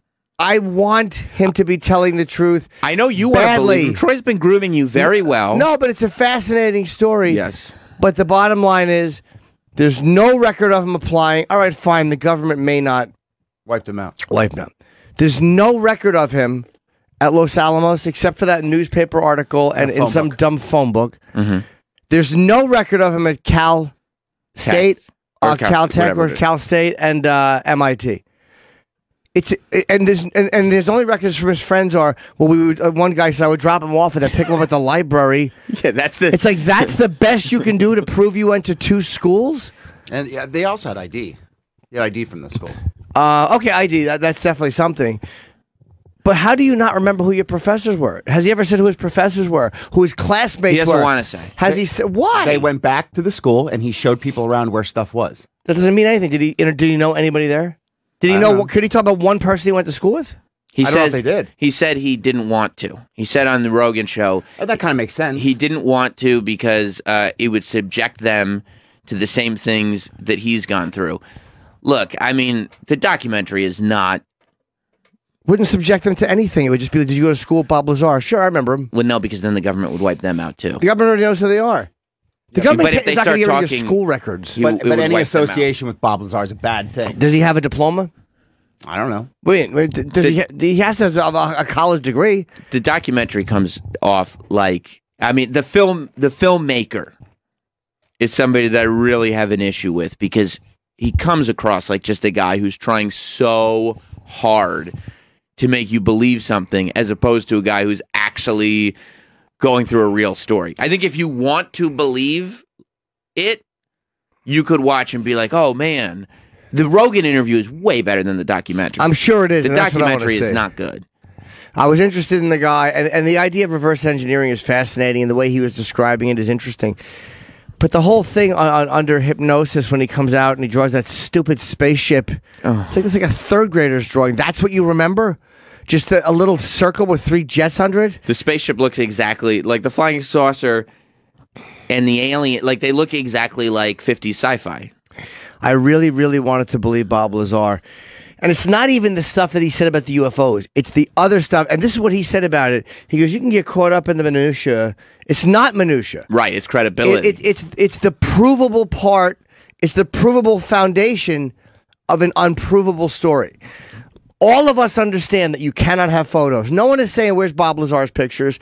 None of us are saying, how come Bob Lazar didn't steal a piece?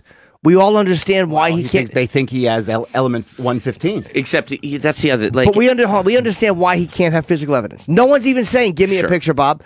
No one's saying, give me the names of the guys you worked with. People are willing to overlook a decent amount of stuff that we normally wouldn't because we know that's a very secure area.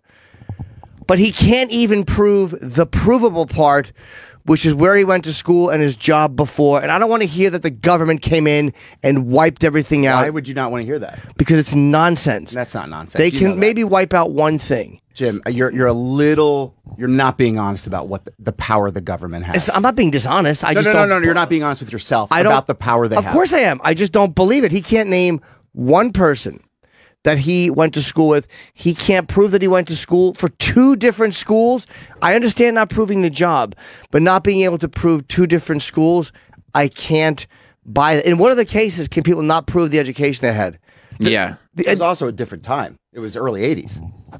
Yeah, Sure. So I'm watching, right, and I'm going like, okay. And then I started reading a whole bunch, and I read the people who support him. Obviously, Rogan clearly walked in as a fan, right? Like that's No, he's very skeptical of UFOs. And he was right. He's not skeptical of Bob Lazar. No, he even went in, slightly. he's been very skeptical for many years. He got wrapped up in like the nuts that were saying that they were abducted. talking about- he's like, fuck all that. That's no such thing. But I'm talking about Bob Lazar specifically. Rogan did not go in skeptical of Bob Lazar. No. Right. So he supported, and that's fine. That's totally fine. And I wasn't sitting there going, like, I sat there and said, I don't know anything about this Bob Lazar. And he comes across as credible, right? He comes across like an intelligent when he talks, person. yes, he does. Yeah, and that's why the Rogan thing was better than anything this goofy filmmaker made.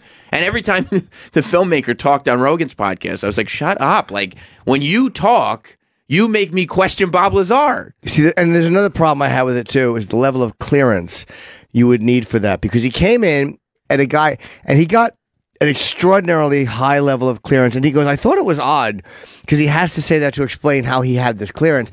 I thought it was odd that they would just bring me in and immediately start telling me about alien spacecraft and show me these things. And then what does he do? He goes out and blabs about it immediately.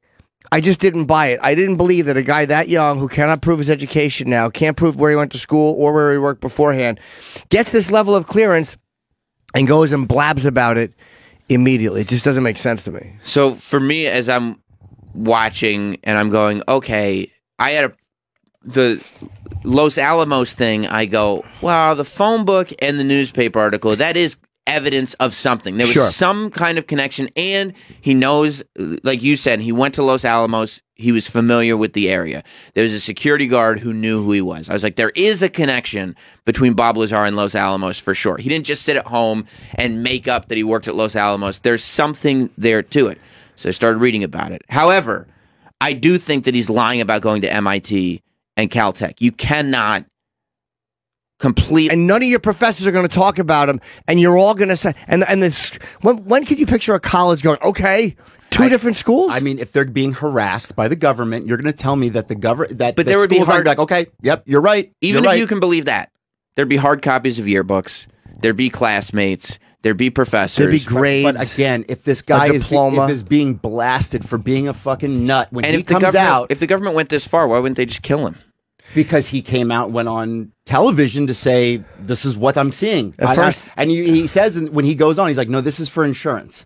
I'm coming on here for insurance. Yeah, we've dealt with people who are kind of pathological liars on the radio show. We've met them throughout the years. And that's what he struck me as. He struck me as a guy, right? He's clearly physics obsessed. He's science obsessed. And he's brilliant. And he's a smart guy. He likes doing his experiments. And he strikes me as a guy that maybe didn't do so well in high school and really wanted to go to MIT and really wanted to be one of these physicists and wanted that credibility. So at some point early on in his life, he lied about it and has kind of convinced himself that it's true and gone along with this thing and just lived this lie the whole time. Now, as far as the Los Alamos thing goes, where he worked before he went to the school, I was looking at that too.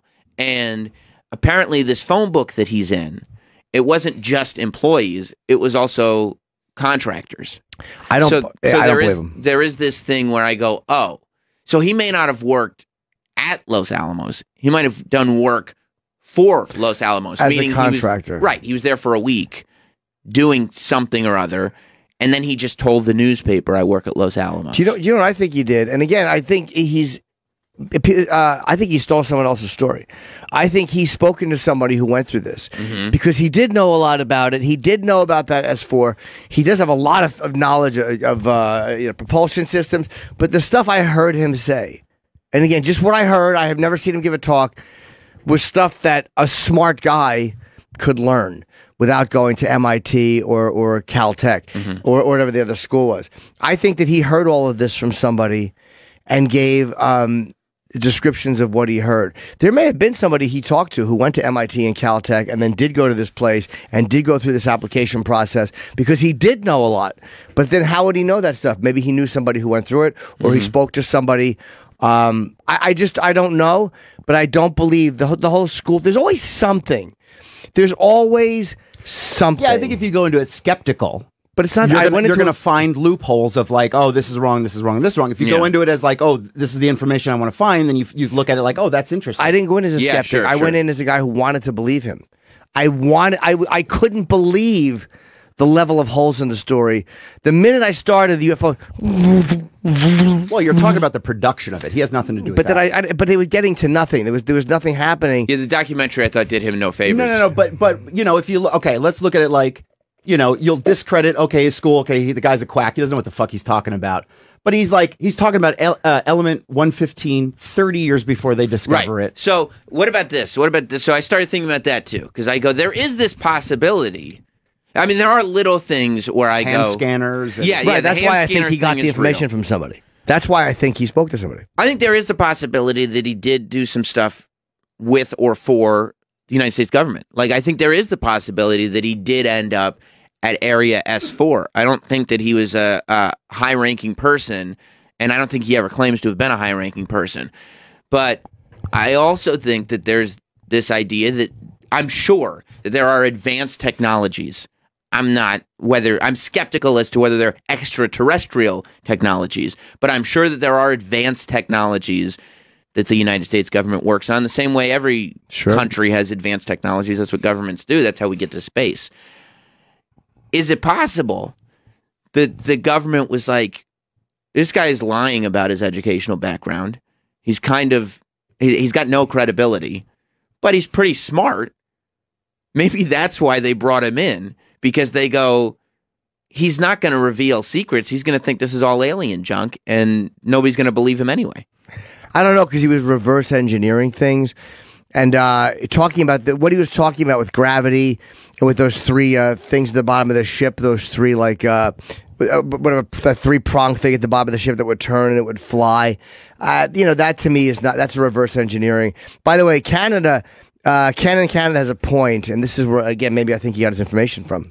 Let's go to Ken. What's up, bud? Hi. I don't know if you already mentioned it. I was distracted at work, but you talked about Bob Lazar mentioning element 115 years before it was ever presented on the periodic table. So element 115 was this way that they were able to... Where'd he go? Oh, I thought that's all you wanted to bring up. No. He was mentioning he was a brothel owner. Was he a brothel owner? Or he was part of it. He was part of it. Yeah, he was involved in putting security cams in the brothel. He was saying, I thought he was a part owner of it. This guy was saying he's a brothel owner. Maybe that's where he learned it from. He might have talked to somebody who went to a brothel. It might have been one of the scientists who was a fucking regular, or who went to, he may have met somebody through some weird way where the other guy wouldn't go, no, I was getting hookers. That's how I know him.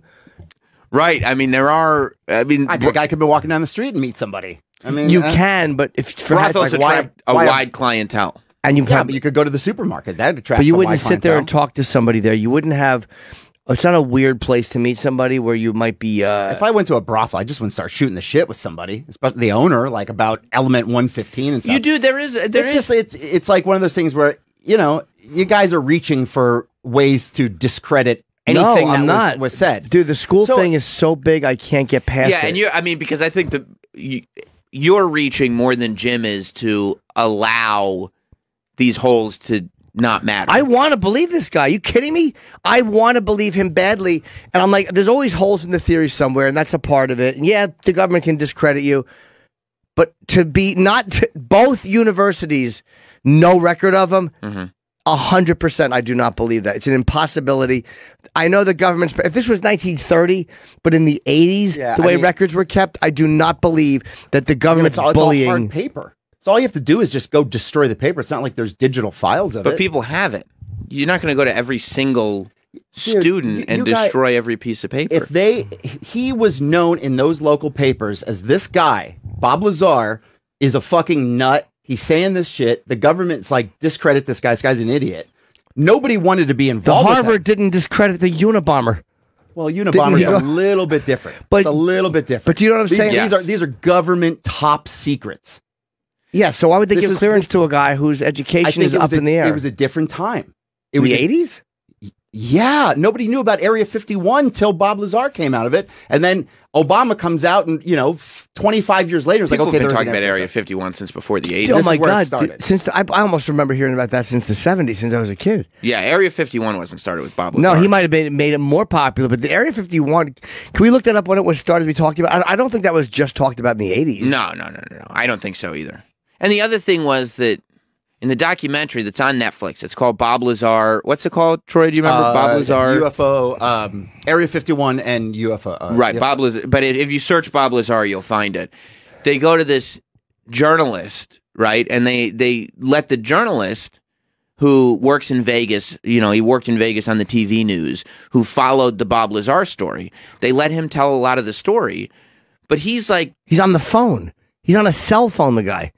They're having a big part of that is them having a cell phone conversation. But the guy is also like a huge UFO guy. Yeah. Like he's one of the hosts of Coast to Coast. Yeah, of course. So, it's one of those where he's got a vested interest in this story being true.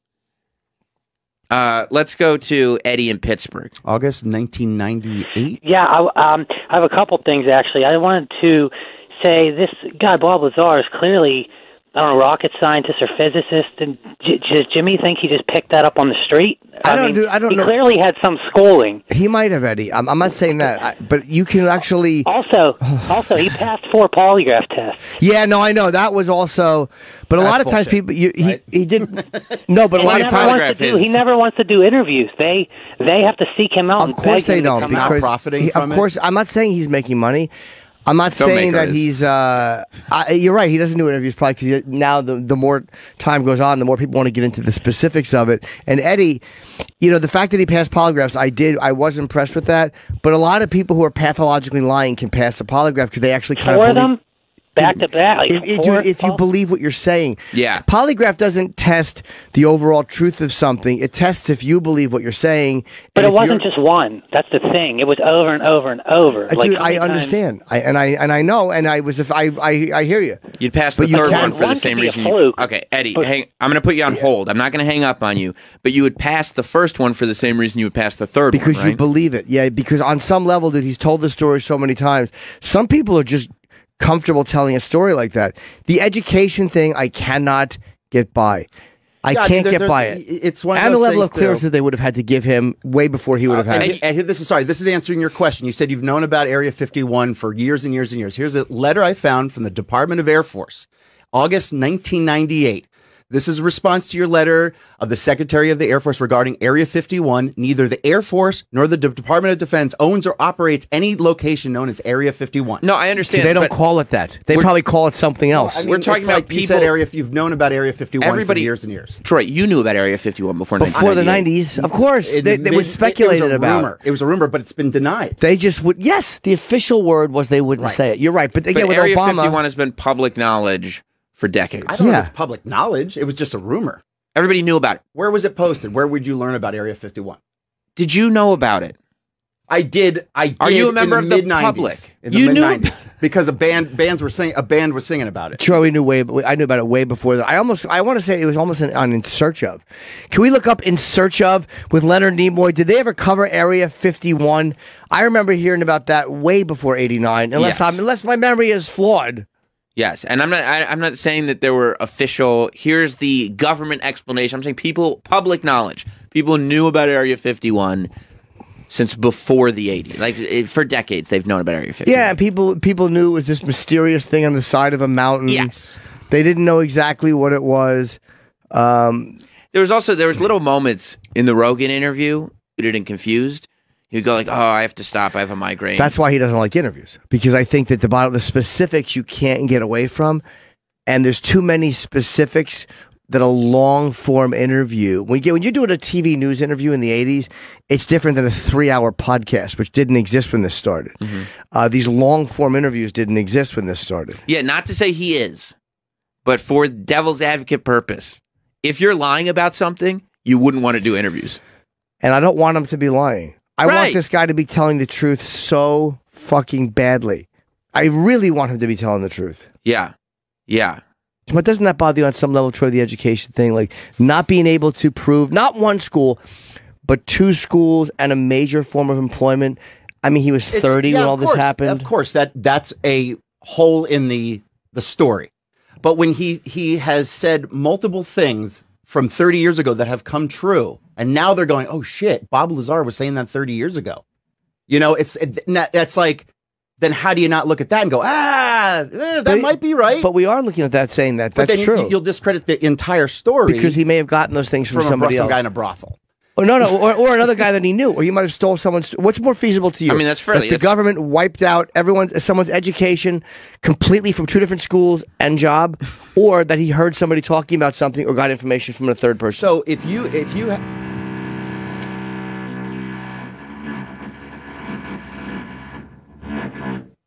You were saying, Troy?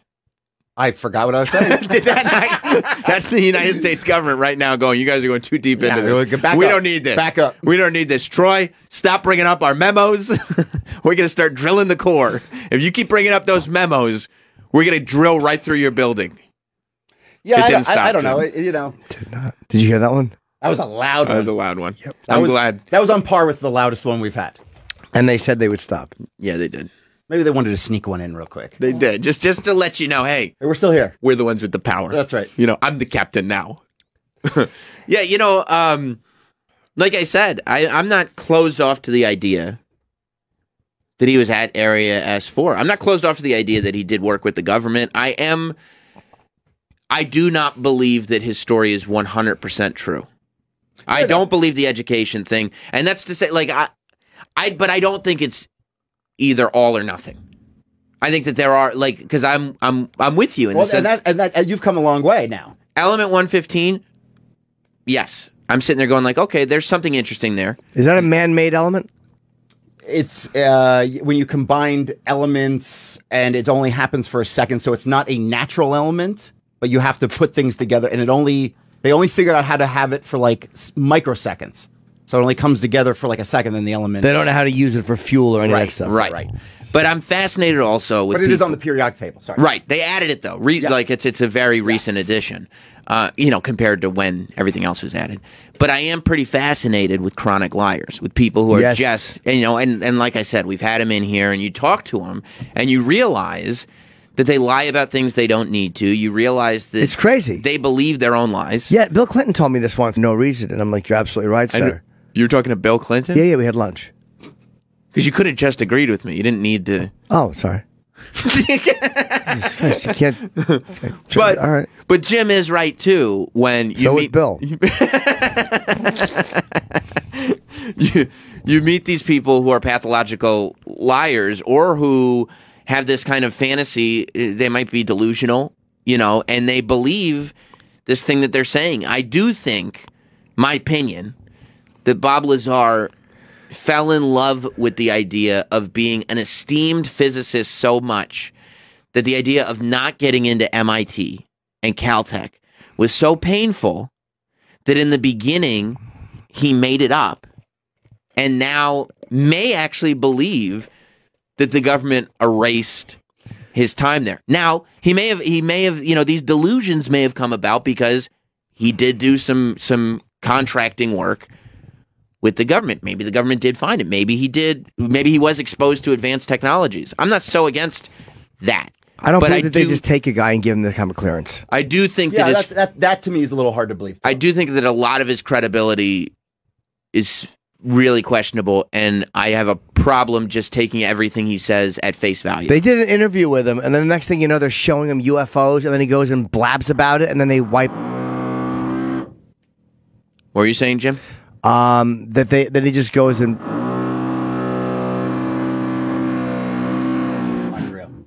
Go ahead, Jim. That's a Sirius. The Sirius is doing that. There's parentheses. There's backwards parentheses logos on the drill itself. Great job. Unless people are paying for this, by the way. Lots of money. A lot of money for a subscription. Yeah. And they can't. It's a bill. It's 7:30. They said they wouldn't do it in the morning. East Coast drive time, baby. And they're doing it in the morning. This is the most important hour of New York radio. Yeah. It's and that's what they're doing. We're trying to get to the bottom of UFOs here. Yep. We're getting interrupted right by under us. A giant drill. So anyway, let's go to Ray in Arizona, who's been listening to Bob Lazar for 10 years. What's going on, Ray? Hey, what's going on, guys? Hey, Jim, Sam, how you doing? Hi, Ray. Hey, man, I've been listening to these guys for a while, man. I listen to you guys too, Jim. I'm in a program too, man, so I've kind of had a little kinship to you. I almost got 15 years clean myself. Oh, but, great. Yeah, I just, these guys are legit, man, I think. I mean, I've been listening to them for you. I work overnight, so I'm always listening to these guys before I listen to you guys in the morning, working these hours. It's 4 a.m. here in Phoenix. And granted, he might, sometimes on coast to coast they have some guys that are way out there, but this guy, he seems like he's constantly always on there. And Alex Jones, guys you guys know very well, that was part of his stick too. He used to talk to these guys all the time. Well, Ray, let me ask you a question. Okay. Does Bob Lazar not like doing interviews, or is Bob Lazar on coast to coast all the time? Because if he's on coast to coast all the time, then it would strike me as saying he's the guy who likes doing interviews when he's not going to get challenged. Well, here's the thing, Sam. Every time that he's on there and anybody else that comes on there, they pretty much verify what the guy says. Oh. Like you said, I mean, even Troy was saying that the government denies it, and all of a sudden these guys come out, and all of a sudden everybody's like, oh, yeah, And then I used to think the same way. I was like, man, these guys are crazy. They're stupid. But, dude, I mean, you start after a while, not everybody can make up the same shit. You know what I mean? So there's got to be some truth behind it. All right. Thank you very much, Ray. Appreciate you. Oh, sorry. Appreciate you listening, buddy. You know what's amazing? The low drill that you can't really hear too much on the radio, but that we can hear. Yeah. Like that Yeah, drill? yeah. I don't know if you guys can hear that. Probably not. Like, that doesn't even bother me as much because I know that they're like, oh, if that bothers you, wait till you hear what we have for you in store next. This is Paul in Westchester is why I wanted to go from Ray, because, again, this is what I remember. The Bestchester? Yep. What's up, Paul? Hello, Bestchester. Hello. Yeah, definitely. Can you hear me? Yes, sir. Yeah, in August 1959, there was a project called Oxcart at Groom Lake, and it was to develop anti-radar studies and aerodynamic structural stuff. And they renamed Groom Lake Area 51 in 1960. So it hasn't exactly been a secret. And finally, the CIA acknowledged in 2005 that Area 51 existed for research on, radar cloaking and stuff like that. Things that you've been saying for the last week have been stuff that they didn't want everybody to necessarily have information on as to how far they had come across with research and stuff like that. Okay. Yeah, thank you, buddy. Thank you, And Paul. I think that's another Yay. I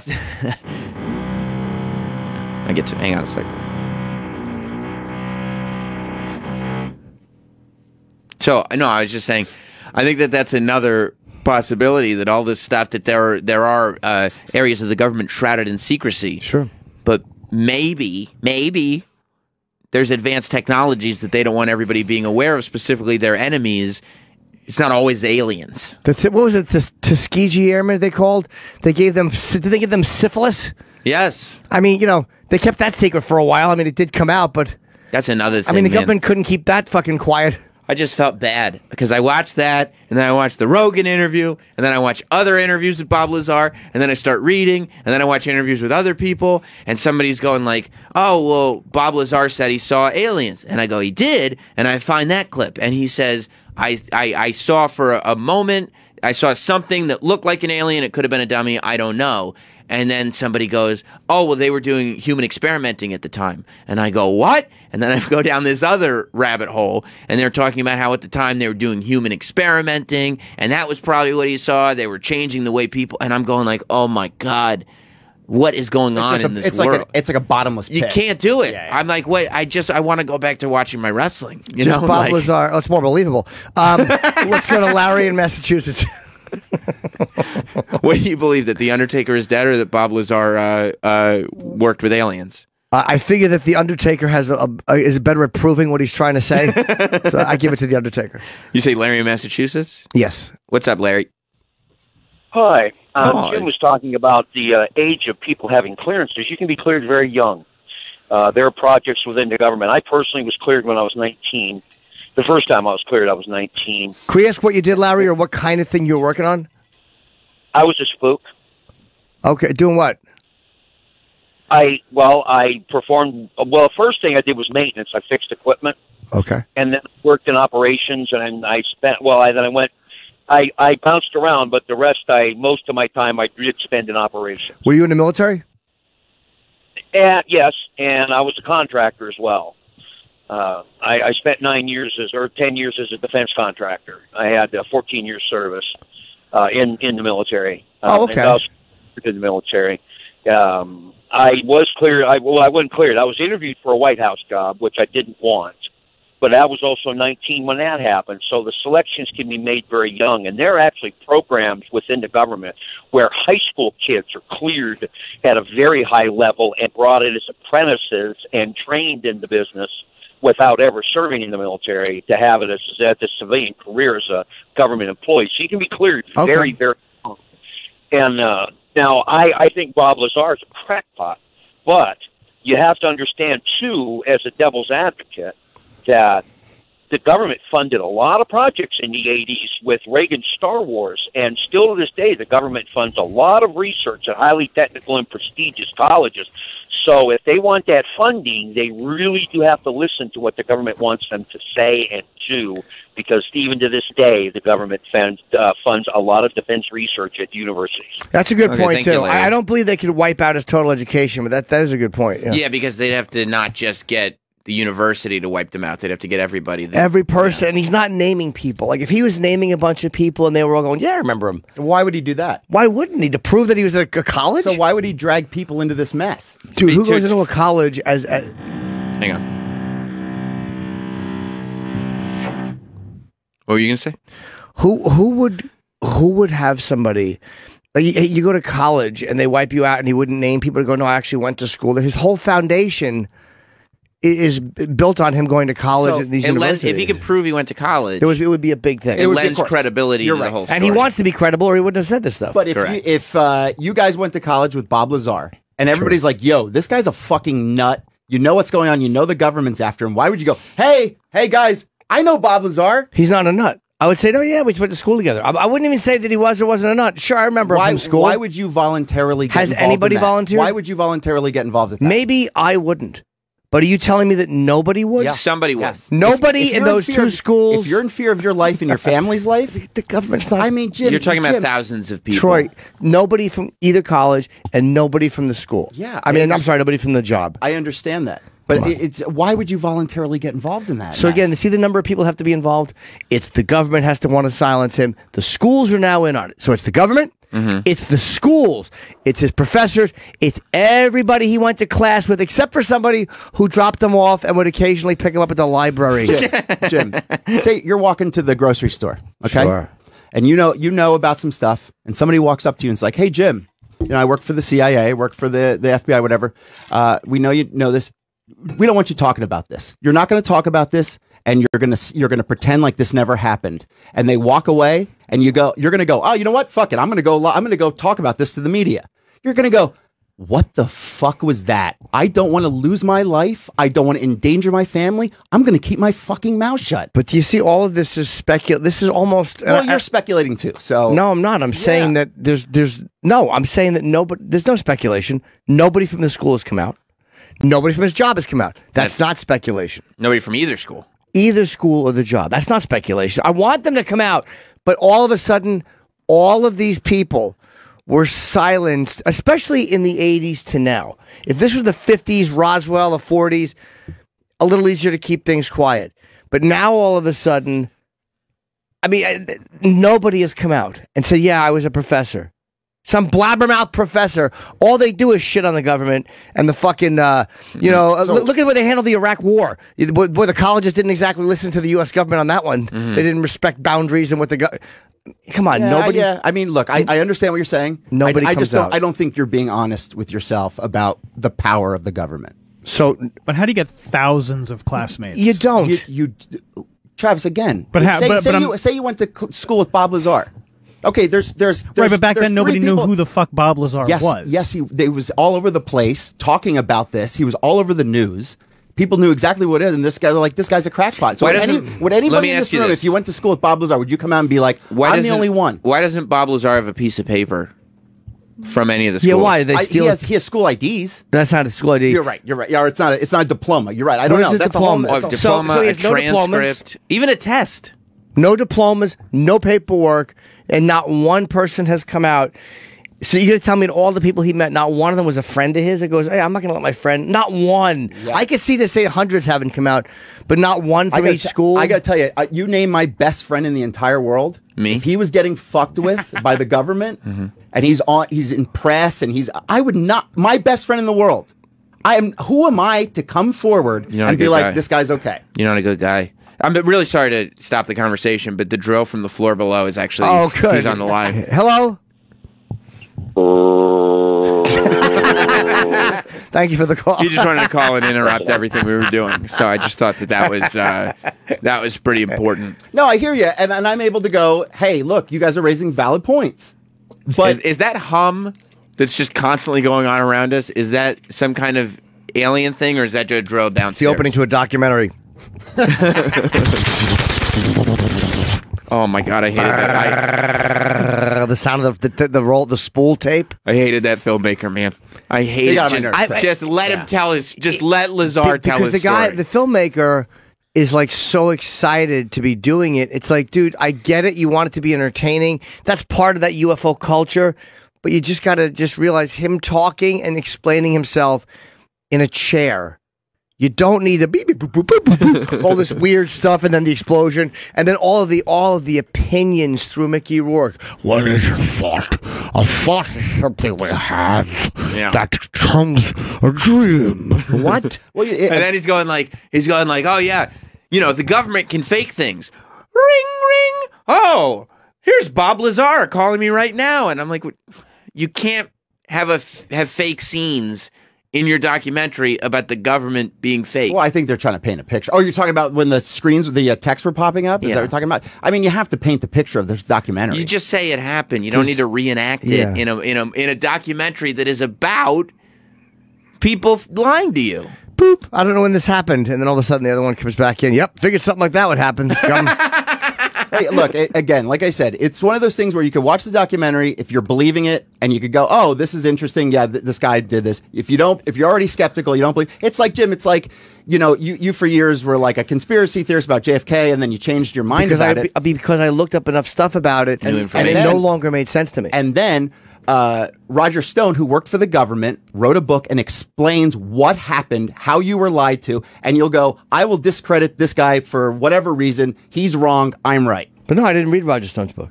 Right, but he's the one that says that the official story is not real. Yeah, he might be right. He worked for the government. Yes, he did. But you'll completely go, no, I'm sticking with my story. Not necessarily, no. I mean, I haven't read Roger's book. I went into this open mind. I did not go into this close. I was stunned with the level. I shot a special, but there was no evidence in my special. You'd be like, what the? Like, that's the holes of the story shouldn't be the provable part. The provable part of I went to this school, I went to that school, I worked here. Those are like the concrete things. And then the minutia is, it's not your education. The minutia is, well, how did he get to that, how did he get to this fucking S4 every day?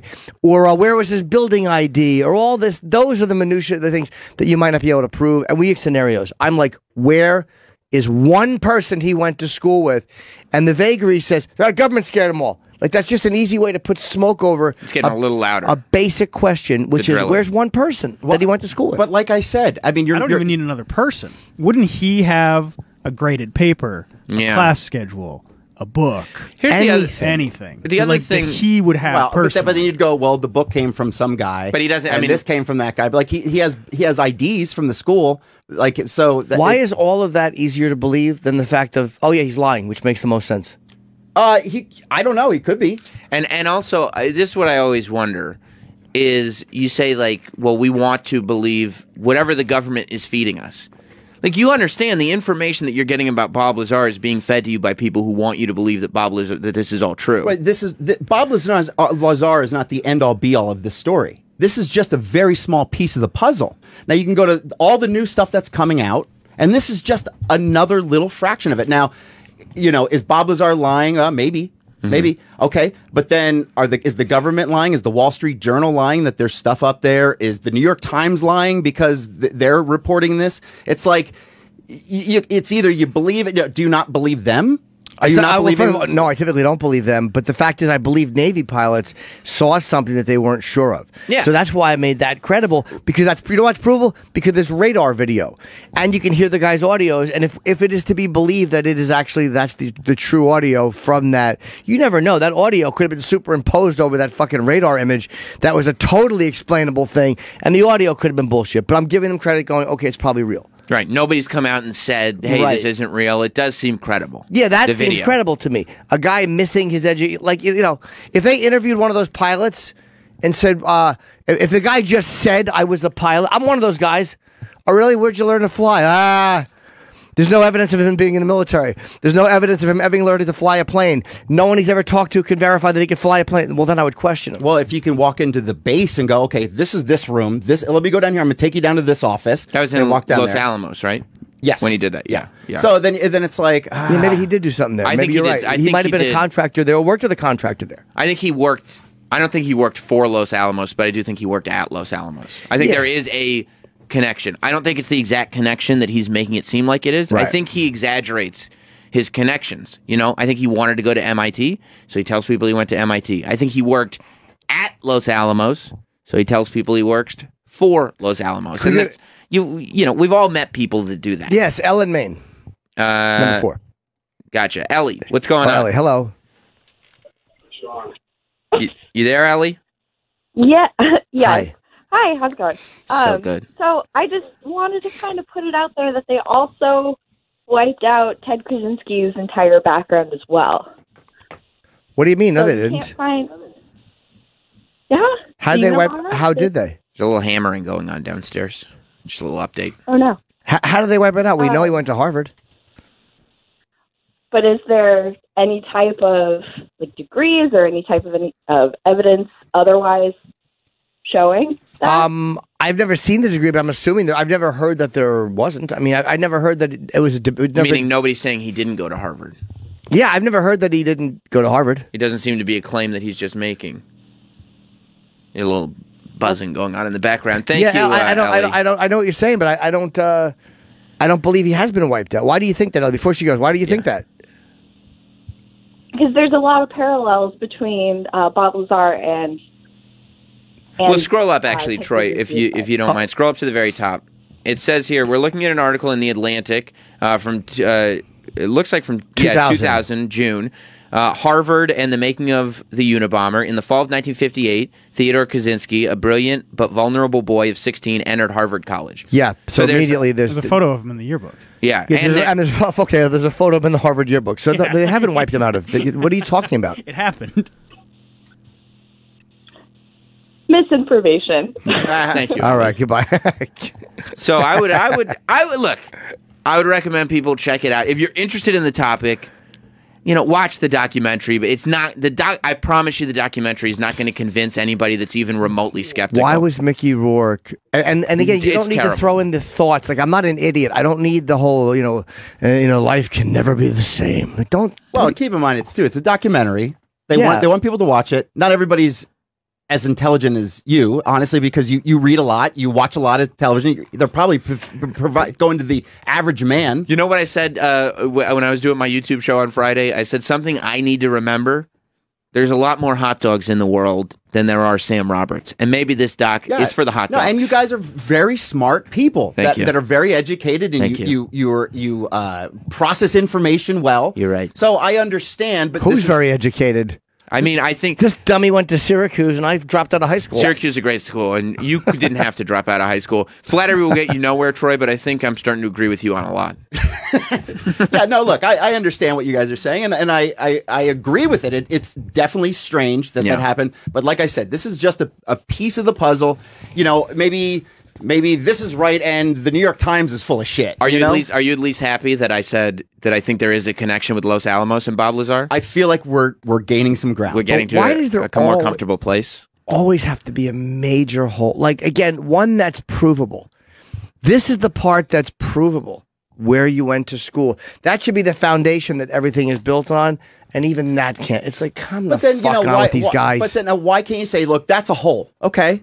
It's a major hole. But then you go, okay, well, he's not making any profit from it. Sure. What does this guy have to gain? Some people just like the notoriety. You're right. I'm not saying that he's a greedy piece of shit. So why doesn't that kind of go? Okay, the education's fucked up. I think ego's part of it, though. I mean, I think that's why you lie about going to MIT because you want people to think that you're the guy who has this information. That you're a MIDI. Why would you put yourself? Why would you put yourself in harm? Why would you put your family and friends in harm? They all got audited. They were talking about. I mean, I'm sure if you go to his family, like, did you get audited? They're gonna, all of them, and get harassed by the government. You know, if he's saying that, why? You know, like I would assume that would be the truth because you could go to his family and find out. Yeah, maybe. So I don't know why. But this just proves the point that if you don't want to believe it, like you won't take the evidence that's like, oh, that's interesting. Yeah, that kind of makes sense. But if you do want to believe it, you won't take the holes and go, that really. It's the same on both sides, right? That's like, but it's not. Whatever. I'm willing to believe him. I'm willing to believe him, but you can't prove where you went to school twice or worked. That kind of makes it difficult. Those are major holes. More Best of Jim Norton and Sam Roberts on the way.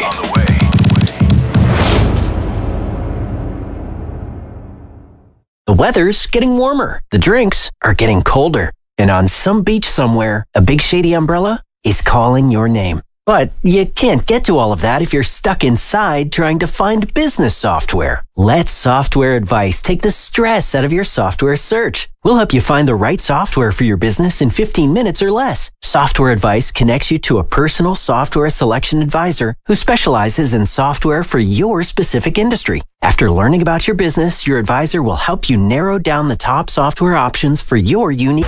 Jim Norton and Sam Roberts. Coming into the studio, of course, Phil Hanley is the co-host of the Keeping Joe podcast alongside Sam Morril and Joe Mackey. He's been here a bunch of times. Yep. And he's always fun to have in. What's going on, Phil? Hello, Hanley? Phil. How you doing? Hey guys, how's it going? Good. We were just talking about people going through mourning yesterday because they realized The Office wasn't going to be on Netflix next year. Oh, right, yeah. Or in 2020, it'll go away at the end of 2020. Yeah, I don't know if my girlfriend and I will have anything in common with that not on. That was Did you guys watch it? Yeah, that was our glue. That was what bonded you. Yeah, well, yeah, and that and leather and stuff. Right. But I never watched that for more than like a little bit here and there. Everyone loves it. I should give it a chance. Yeah, it's so good. Well, yeah, I mean, I get where you're coming from because the first episode, it's hokey because if you love the British Office, I love the British Office. We all do here. And if you love the British Office, in the very beginning, you kind of go, oh, why are they Americanizing this? Yeah. But if you just get past that, after 2 episodes, you go, oh, this is completely its own show. But I watched the first episode and then thought, oh, that's just the British American version, and then didn't watch it while it was on TV until it became, like, I just got into it in the last few years. Really? Yeah. That's what so many people are doing, yeah, man. and then I just watched it on a loop because Michael Scott is just he plays comedy just like perfectly. Isn't there too many camera zooms, though? Like there's too many zooms in, and the guys at The Office. Oh, he's holding a fucking. He's holding a stapler and a dildo. Zoom in. It's there's a lot of zooms. It does. I mean, it completely falls off at one point. Like the last few seasons. How so? I don't know, man. I still like. I like James Spader. Oh, okay, that's good. But then doesn't he leave too? Robert California. Yeah, he did leave. What was his name? Robert California. I mean, come on, Robert California. They kind of play up. No, it's a comedy. No, I know that, but it's silly. Part of The Office was that it was based in. This isn't the British Office, but it felt like they were real people, and that's what was so funny about it was that they felt real. But Robert California, right? Do you want it to be the same as the British Office or different? I want it to be without being a carbon copy. I want the good thing about the British Office to remain the same, which should be a certain feeling of it being realistic, and of course it's a comedy show, but a name as hokey as Robert California. Also, Robert California That's picks in terrible. like season 6, 7. Yeah, or maybe even later. Season 8, maybe. Yeah. By then, it's like, okay, we're having fun here, right? Yeah, I think comedy. Yeah, and it's Spader, and he plays it really well. But yeah, it does become a separate. It does become a separate thing than The Office. Like that, the totally. British Yeah, Office. it becomes a complete like this is just a comedy show. Yeah, yeah, yeah. I don't like it. Yeah, you're I don't upset like now that about name. Robert California. Yes. You've never even seen the show. But even though you like The Office, I know deep down you know what I mean. You know that that's hokey. They don't need to do that. But it's not like it's not like it's hokey for the no sake one's of last hokey. name is California. But it's like you're saying it like it fits. It works. in the context of how over the top the character is. Like he's got this insane wine cellar. It fits the character. It does and sound they crazy. show his house. Yeah, they go to a party at one point at his house. Okay. Yeah, that's a great episode. Yeah, it's a really good episode. Yeah. Yeah, Great app. Great app, man. Yeah, I mean, look, Travis was this morning. He was saying that he's getting a little upset for him because he feels like there's so many people jumping on board with The Office now that those of us, it was our thing when it was on TV, and now when it was like everybody. the #1 show on TV. It Right. was such an exclusive club. Yeah. You mean when it was the #1 show on broadcast television? Yeah. Like, Let me see Robert California. It's so underground. I love James Spader, so I may enjoy him. I 'cause think I think he's I think great. he'd grow on you. You might. I just don't like the name. Yeah, the name is a lot, but the character is pretty over the top. It's very that's the thing. Like you have to understand it's over the top. It's not as subtle, especially as the season goes on. Yeah. It doesn't have the subtlety that the British Office does. Yeah, like there's you have to kind of get past at a point. It shares the name The Office, and that's literally the only thing. Let me see a moment of this guy. Let me see a moment of this guy that everyone loves. Not goodbye.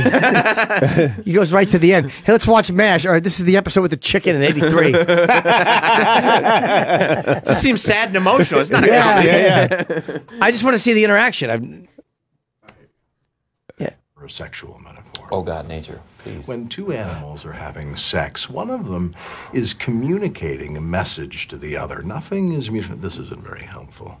You're going to want to hear the sexual metaphor. Was that not the All life is sex, and all sex is competition. And there are no rules to that game. That wasn't so perverted now, was it? Was that it? No, that wasn't bad. I hate how good-looking he is. His character. What are you getting? He's Of course. looking No, but for of reasons course. to be upset. No, I'm not. But pull of up, course. pull up a photo of the entire staff that works there. Yeah, there's like fat dudes. Phyllis, there's, Stanley, yeah, come Kevin, on. Meredith. They're all ugly people. Yeah, one good-looking guy in the office. Like you have to. There's it's a like love Rob. story. I don't think he's that good looking.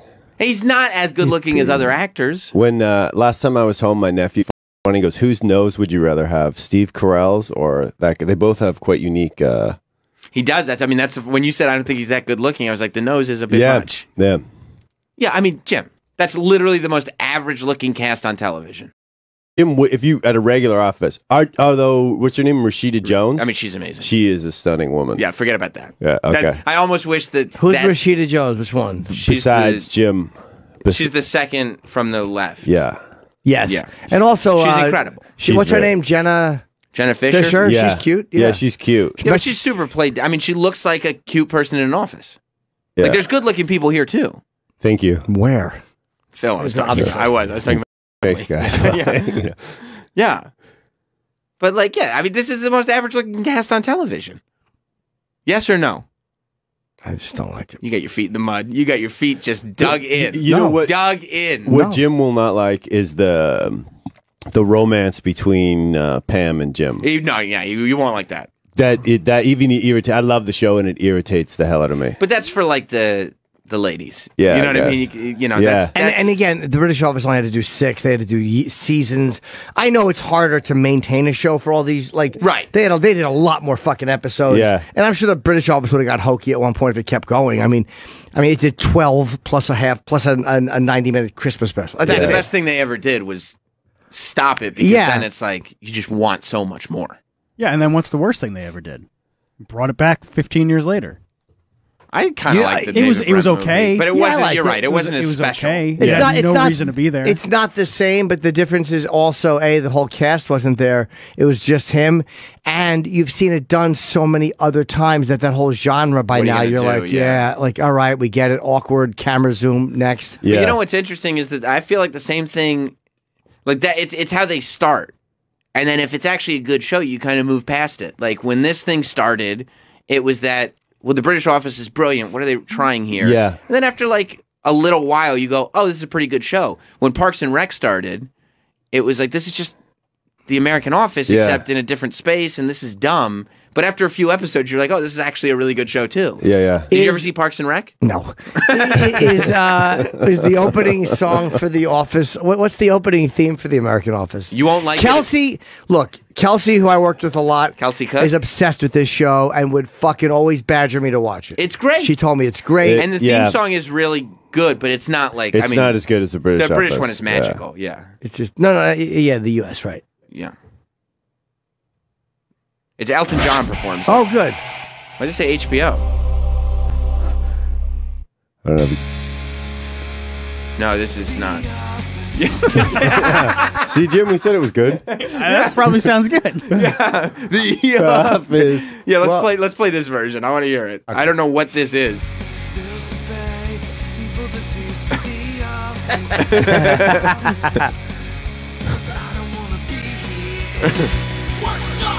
Oh, see, this is a good theme. Yeah, Blink 182. Okay, you can click out of this. This isn't. Go to where it says The Office theme song next to it. This is it.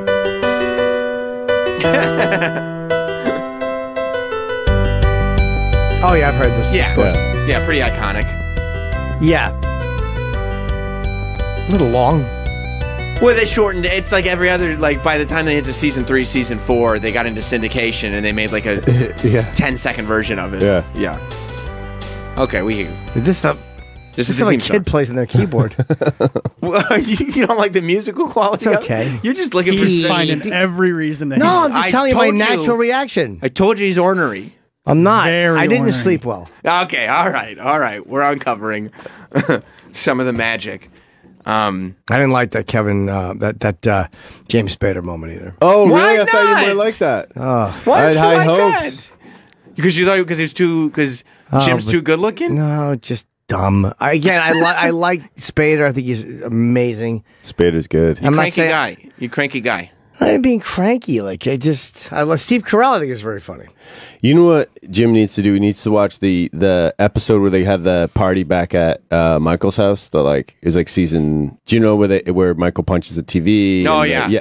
There's just so many great jokes on that. What about the one where they come to New York City and Michael Scott is acting like he's a local? Yeah, that's pretty funny. Yeah, and he goes to my local spot. He points to like Bubba Shrimp or whatever. Yeah, he's like, this is my favorite local New York pizza spot, and it's the Sbarro's in Times Square. And I mean, the funniest scene in that whole episode is he walks all the way down to the West Side Highway, and then he looks at the camera and he goes, "Oh, the other direction." But he's like literally at the Hudson River.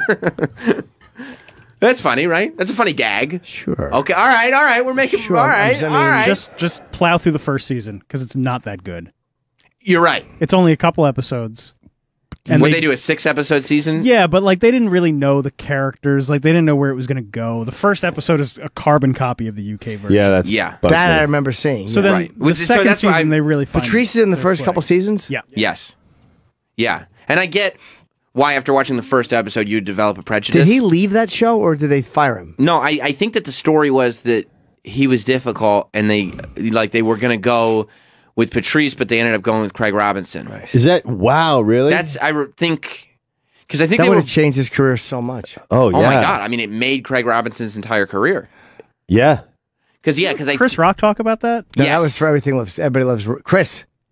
Everybody hates Chris. Chris was talking about. Chris said that. Well, I think it might have been both. I think It it was might. Everybody both be right. Hates Chris. Because Chris did say that the Terry Crews role on Everybody Hates Chris was Patrice's part. Really? Yeah. And he said, and again, that's another that made Terry Crews. Patrice was in studio when he told him that. Yeah. It was at K-Rock. He said that was your part, and you pissed everybody off. You were too difficult. You got to stop doing this. You pissed everybody off, and you talked yourself out of that part. I remember that day. How did Patrice react? It was bothered. It bothered him. It did, right? Of course he did. He's not stupid. Because now it's confirmed. Yeah, it was a real thing, and it was a real role on a hit show, and another real role on a hit show, and like he was so goddamn funny. But he was great, by the way, in his little moments. Yeah, in he the was first really- couple seasons of yeah, The Office, he was yeah. really, really good. But yeah, so it's it's going away. I don't think I've watched like any Patrice stuff since he died. It's so weird seeing. yeah, I never watch it. It's tough, right? Yep. Yeah. Oh, they're playing basketball. Yeah, it's good. It's if you can not walk in with a bias, right? Which I walk in with a bias on things all the time, so it's not a judgment. But if you walk in without bias, and Travis is right, you kind of get through that first season. Just start season 2. Don't even dick around. You with might want to season- do that. Just start yeah. season 2 and enjoy. I'll watch season if you want one. to. No, I want to get to know them, get to know the characters. You want to go on the journey with Pam and Jim? Yeah, I do. When the camera zooms out and then zooms in, he's holding a cowbell. This guy. No, look, I'm not convinced that you like it. I might. Because you also don't like Breaking Bad because... I didn't dislike Breaking Bad. But you didn't like that Bryan Cranston was a teacher and had a family. I didn't like the... I was okay with it. Dad! Okay, nobody likes stupid Flynn. I didn't like that I they was a did... huge Flynn guy. You liked Flynn. I think Flynn is the next generation of Heisenberg. That's what I thought the spinoff would be. Flynn just dealing dope. I didn't like that they did that just to make it okay for me, the viewer. I don't mind that happening, but when I know a network is doing something just to make a character, look, the show is brilliantly written. I told you some of the best story tie-ins I've ever seen. The acting was great. There's just certain things I thought it was a good show. I would probably never watch it again, but I do. It was a good show. It's not a network decision. That's how Vince Gilligan wrote the show. Yeah, I think however he and then shopped it creative to freedom. network. whatever the reason was, I just didn't like that they gave him these things. But he needs a reason to break bad. That's why the show's I understand called that, but otherwise then, it would just be called Bad. But I also know that when making these decisions, they have to make it so that you can. Again, I always raise Dexter. Oh, he's a killer, but he only kills bad. Like it just He's got a code. and annoys me. That's what makes the show fun. It's not. It is what makes it different from just a show about a serial killer that you've already seen. Never seen a comment or what shows about serial killers. I guess you have seen some, but what? I think that was Showtime making him like they wouldn't let them kill him. Well, Showtime's a different. Showtime does conversation. notoriously make Yeah. bad decisions. Like whoever decided to do construction in the middle of our goddamn radio show. Yeah. I didn't know. Well, yeah, I do. I really hear that. Was there was there anything more? I think the most upset I've ever been with a TV character. I'm pretty good about ignoring construction as it's going on in my head while we're trying to do something that is completely for audio. But I don't even notice it. I'm pretty. Oh, you don't? Lucky. Rough ducks back. I'm pretty good about removing myself from the show enough to just, take the show for what it is. But I got viscerally angry in the last season of Breaking Bad when Walter is like, he's living in his hut and he calls stupid goddamn Flynn Walt Jr. My boy. And he's like, I want to send you this box of money, but you have to intercept it. They're going to take it away. Oh my God. He's on everything I worked for. All of what I put you through, it'll be worth nothing unless you just take this money. Please take this money for you and your mom. You killed Uncle Hank! You killed Uncle Hank! It's like Walt Jr. I couldn't. Hateable. The only thing I was disappointed in when I watched that finale was that Walt Jr. made it. Are they doing? I wanted him to die so badly. Are they doing anything with him? Has he done anything or no? Walt Jr. Flynn. I've been pitching a show called The Flynn Chronicles, where it just kind of follows him on his day to day. Him and the daughter from Homeland. Yeah. Stupid idiot making a GeoCities website. I think he's Look at all the donations. What? I think he's a DJ. Okay. Of course he is. Anybody can be a DJ, right, Troy? Did you see them teasing something on Twitter yesterday? That's why I brought this up. Okay. I mean, it was just so exciting. I tried to get in on it. Did you see that I tweeted a thing too? I did. What were they teasing? So, What's his name? Bitch. What's his name? Aaron Paul? Aaron Paul. Yeah. Yeah. He posts a picture of two donkeys and he writes, soon. And then at the exact same time, Bryan Cranston also posts the same picture, two donkeys, and they are kind of shot like it's like the pre-roll of one of those episodes of Breaking Bad, you know, when they got stylized. Yeah. Posted the same photo and also wrote, soon. And so everybody's like, oh my God. And then one of the writers retweeted them and wrote, can't wait. I hate how excited people get about entertainment. Oh, yeah, my God. I'm realizing that. It drives me crazy. What's the clue of the two donkeys? I don't. Maybe the two donkeys are Aaron Paul and Bryan Cranston. Maybe it's Walter. Are they making a movie? Well, there's been heavy rumor. I think it's just rumors, not actual facts. But there's been heavy rumors that they're going to do a Jesse movie. The fact is that they're doing a Breaking Bad sequel movie. The rumor is that it's about Jesse. Because who else could it be about? Because because the plot line. Yeah. He takes voice lessons. You're trying to see a movie about Flynn right now. Yeah, I mean, we have been pitching it, and I mean that kind of bothers me because I don't know. I mean, I watched that show. I've watched the show many times now. I've watched it through several times. Oh, really? Wow. Yes, I love it. Second best television show of all time. First, what's the first? Sopranos. Okay. But the more I watch it, the more I go, clearly, based on who Jesse is, based on this character, based on the journey he took, he definitely escapes from white supremacy jail and then just goes and gets arrested. Like, he definitely was driving away and got arrested and just ends up in jail. This is not a guy who's that smart. He's not cut out to be somebody who survives and has a good life or gets into the business. Like, in my head, he immediately got arrested after he escaped. So wait a minute. So what are they going to do with Bryan Cranston, who died? Probably flashbacks. Yeah, I would assume flashbacks. Oh, yeah, okay. Yeah. Which, I mean, Sure, I feel sure. like... Makes sense. Since it's really interesting because the series, it's one of the few series that chronicles the entire interesting part of that character. So when you meet him, he hasn't started yet, and when you say goodbye, he's dead. Yeah. So what kind of flashbacks could there be besides what was already in the episode? Just moments that they were having that they never got shown. I mean, they could be we never told you. There was this one moment. Yeah. Maybe more of them trying to catch that fly. Did you like that That's episode? true. It's the best one. Yeah, I heard it was Yeah. good. No, it's great. Yeah, that's a good one because it lets you know. Sometimes you don't need things to happen on an episode of a show that you only have so many episodes of. It's weird. We have 21 episodes. We only wrote 20. Do they really hate that? People hate that one? Dude. Yes. Dude, for something that is one of, if not the best television shows of all time, to have one of, if not the worst television episodes of all time mixed in there, it's infuriating. Yeah, I'll watch odd. it again. Breaking Bad? I'm afraid I won't like it, but I'll watch it again. Oh my God, it's so good. Well, you know why you don't like it? Because people like it. It's not true. Sopranos, The Wire, I love those shows. They're huge shows. It's not true. Yeah, but I'm not trying to be different. I'm just giving you an honest reaction. Do you feel like there's a competition in the sense that like you won't give certain shows, like you won't give the American Office a fair shake because you have a loyalty to the British Office? No, or you I won't did give it a fair shake. I didn't like it. I didn't like it. I didn't enjoy it. I acknowledge they're all good actors. I'm not saying that they're shit. I just didn't like it. Right. I can relate to that. There were years where I refused to watch The American Office. Because you like the British Office. Yeah. I'm loyal to Phil. I hate Sam.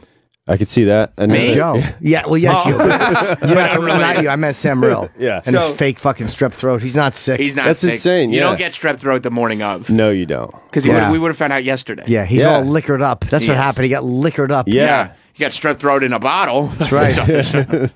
Yeah.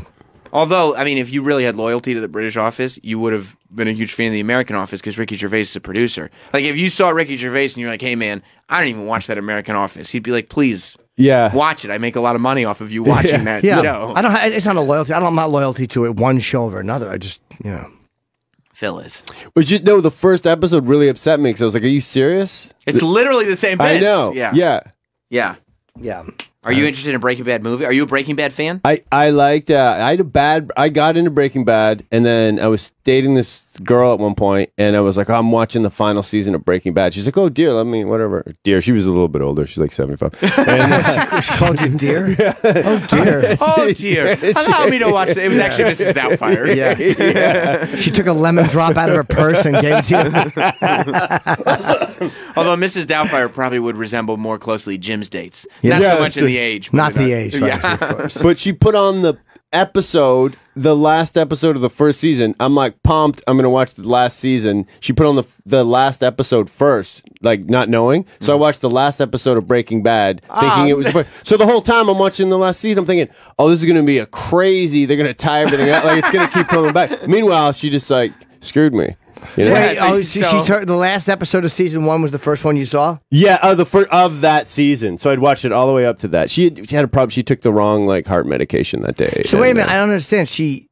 She's like, let's start Breaking Bad, and they started with the last episode of season 1. Yeah, so I'd watched Breaking Bad all the way up to the last season, and then to the first episode of the last season, instead of it actually being the first episode, she played the last episode of the last season. What a So the whole thing got spoiled. I know. Whole thing got spoiled. Well, yeah, because the whole time I'm watching it, knowing the end, thinking like, "Well, this is crazy." That how they it's like all called. I don't. So when you went back to the other episodes that you had skipped not knowingly, you didn't realize.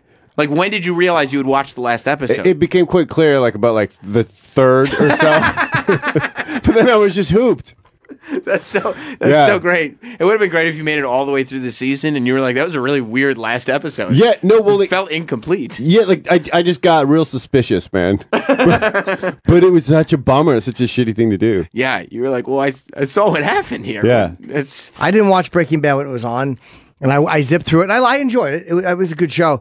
But in the final season, I wasn't sure. They split the season or something. There was something weird they did with season 6. Yes. So I went on Wikipedia just to see if the episode title was the first one. And then I read, oh, yeah, I didn't realize that they told you he died. So I read that before I watched the season. I was so fucking annoyed. Oh, bummer. I think I did it perfectly. I got in late. But while the show was still on the air. Okay. So I started watching them on like Netflix and it got to the point where I was almost all caught up. I started buying the episodes on iTunes because they weren't streaming yet. Yeah. And then I was able to catch up and I literally finished the second to last episode of the series right before the last episode actually aired live. Ooh. So that was the only episode I got to watch live. Yeah. Oh, And that's that way beautiful. I got to escape spoilers and nobody showed me the last episode first. I just didn't looked at the fall on fucking wrong Wikipedia. thing. It's so easy. Stupid, yeah. Yeah, I got screwed too, man. Hey, bitch. You don't like Jesse? He's fine. Oh, you just said you're mocking him. What about the shootout thing and at the last episode, what Cranston puts together in that car? Did you think that was feasible and believable, or did you think it was really an it was episode of the A-Team? Yeah, it was a pretty big suspension of disbelief moment. Yeah. But I felt like I had gone through it was such a fan service moment Yeah. that I was okay. Okay. You know? I hated Mike. Well, when was Mike? Why'd you hate Mike? 'Cause he wasn't Mike is one of the most menacing. beloved characters. He wasn't scary. Oh, Mike. Yeah, I think that Mike's was his like the- beauty, though. You meet those guys that are like killers. Yeah. Yeah, he's like the guy on the bus that you think you can make fun of, and then he beats up all the That's true. kids, right? I liked, what's his name, a lot. I loved Gustavo? Odenkirk. Oh, Bob. Oh, my God. Yeah, and Gustavo was great. He was in, I think, what Spike Lee movies he in? School Days? Yes. Yeah. That's Giancarlo Esposito? Is that his name? Maybe, yeah. Yeah. He's a good show, man. It's a good show. I'll tell you, though, I was having a similar experience that Travis did with The Office and saying, like, oh, this was mine first. Yeah. So, Superhuman. Remember Superhuman? Yeah, I do, yeah. Do you know Superhuman? No. Superhuman He's is a one of good the kid. He's one of the great internet performers of all time. Oh, really? And I feel like I was on the Superhuman bandwagon pretty early. You were. To when he was just on Facebook. He's on Twitter now, and he's starting to get everywhere. A lot of people, like Bert Kreischer tweeted about him yesterday, and a whole bunch of, and there is this feeling, like part of me is going like, good, Superhuman deserves to. Why did we get him on the show? I've messaged him. I sent him a DM. He didn't respond yet. He's got a lot of suitors all of a sudden. I know that the guys sent him a Facebook message, and I did send him a Facebook message, but I also sent him a DM because his DMs are open. Yeah, there he is, Superhuman 1234. But he put out a video recently. So Phil, And for those of you that don't know, Superhuman is somebody that originally was really just doing stuff on Facebook. Yep. But now he's moved all his videos over to Twitter as well. He's a real stuntman. Yeah, real life. And he's a real life stuntman, and he comes up with a lot of different stunts to do while people film him. And he likes to take his shirt off, dedicate it to juggalos and juggalettes. Oh, okay, nice. Recommend that you don't try this at home, but hope you like it. And then he says, "Whoop whoop." He utters the words that have now been ingrained in everybody's memory. I mean, Jim, you know what his catchphrase is. Yeah. Fuck this shit. Fuck this. do you think he's been to what's their festival called? Oh, the Gathering of the Juggalos? Do you think he's been there? I hope so. If not, he's definitely going this year. Because I mean, can you imagine if the ICP says we got Superhuman on stage? You get mad clown love. Let me see this new. I have not watched this one. Phil, you're an ICP guy, right? I see you're in a Grateful Dead shirt. That's kind of a crossover. Huge. Yeah. When the Dead aren't touring them. You go to the Gathering? Yeah, Sure. Yeah. of course. That's cool. Let's watch this. So this is Superhuman, and he's doing an elbow drop onto coffee mugs. And he has two black chairs set up and just a piece of wood and 4 coffee mugs on it. Right, and on their side. He says this is an elbow drop Seth Rollins style, who's a wrestler. I've never seen him elbow drop coffee mugs though. Now these are real coffee mugs. These aren't like sugar glass. This is Superhuman T-shirt that be jumping onto coffee mugs. This is for juggalos and juggalettes. Don't try this at home, and I hope you like it. Whoop whoop. Fuck this shit.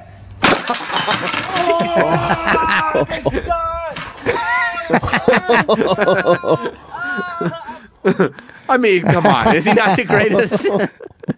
He jumped onto coffee mugs. That's hard ceramic. Can we see him jump up against a wall for a second? Okay. When he runs into a wall. He did. He said Superhuman, like the video is called Running Into a Wall. And he goes, I'm Superhuman, and today I'll be running into a wall. And then he does something else first. He's really an entertaining guy. Strangely, he's from Florida. Which I don't think a lot of people would guess. No, yeah. Oh, we're in Florida. Jacksonville. I think we talked about this. Yeah, I'm not 100% sure. Juggalos and juggalettes. Juggalos and juggalettes. Troy, there's 2 M's in Superhuman. I mean, come on. Oh, now. Fix it, boy. Yeah. I bet if you just look up Superhuman wall, it'll come right up. With 2 M's, though. I mean, that's pretty important. And it's wall. And it's for juggalos and juggalettes. Now try this at home, and I hope you like it. Yep. Whoop, whoop. There we go. Yeah. There you go. Running into a brick wall. This is NFL style. Yep. Okay, and this is actually new. The one that we saw was a concrete wall. This is a brick wall. This is better. This is, I'm a little nervous for him. No, don't be. He knows what he's doing. He's professional. He's a professional. He's a real stuntman. All right, well, fuck this shit. Hit play. Exactly. This is Superhuman T-shirt today, and we're going to a brick wall. This is for juggalos and juggalettes. Do not try this at home. Fuck the T-shirt. Whoop whoop. Fuck the T-shirt. I mean, how great is that? He didn't drink the hot sauce. He normally drinks the whole thing of hot sauce. Well, no, that's only for special stunts.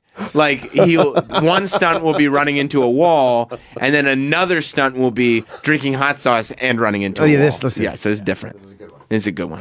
This is Superhuman T-shirt today. I'll be drinking hot sauce and running to the wall. This is for juggalos. Do not try this at home, and I hope you like it. Whoop whoop. Fuck this shit.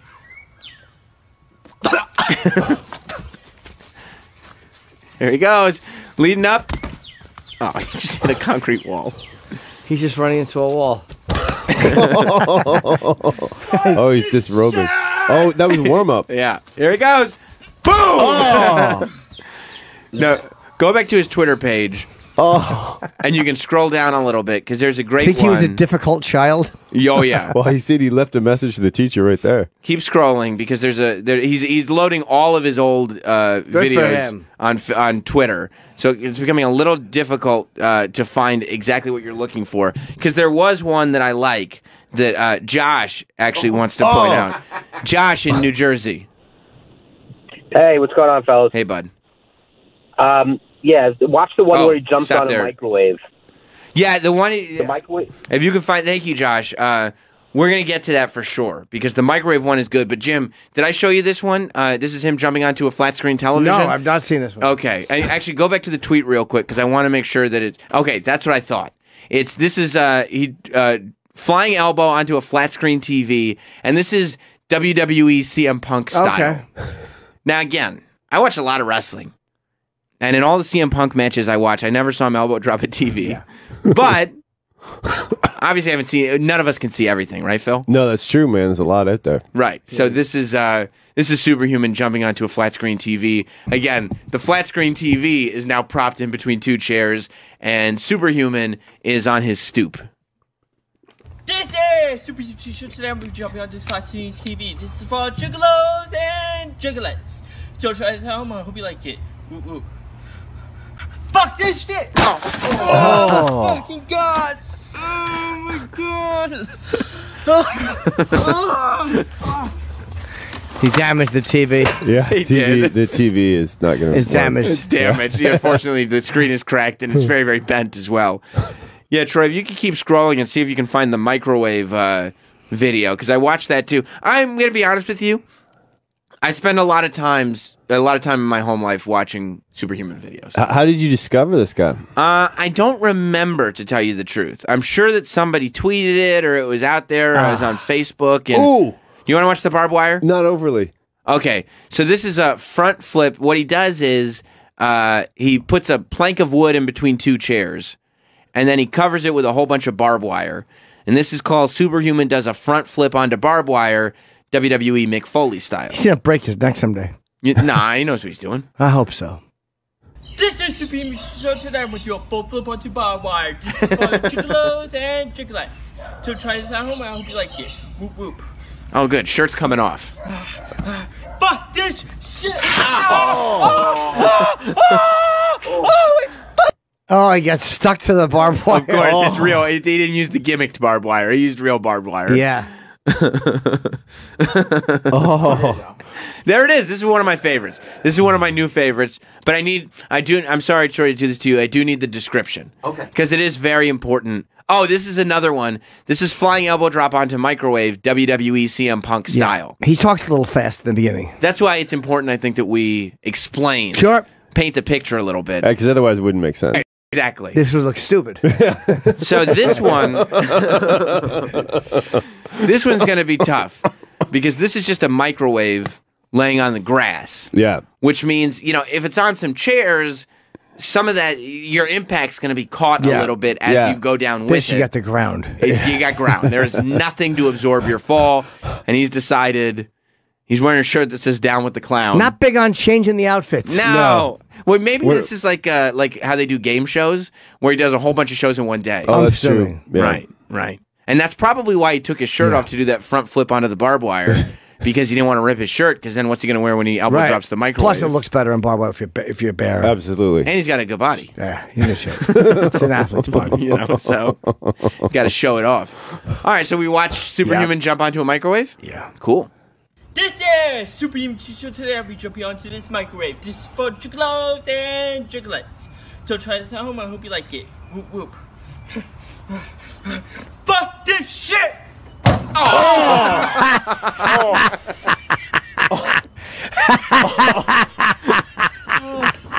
It didn't budge. It was like getting hit by a car. He almost knocked himself out. It really was like a car accident. His body just bounced off a steel microwave.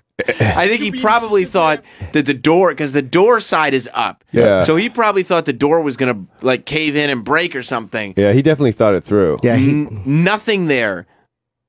Nothing absorbs his fall whatsoever. No. He just hits a full microwave. It's not damaged at all. He bounces right off of it. Yeah, you could sell that microwave right now. Yeah. Especially now. It's a famous microwave. Yeah, sign it. We should watch it again, Troy, because I'd like to hear the thud again. The thud was horrible. I mean, yeah. It was probably the worst thud of any of these videos. This is Superhuman Show today. I'll be jumping onto this microwave. This is for juggalos and juggalettes. So try this at home. I hope you like it. Whoop whoop. Fuck this shit! Oh, Jesus.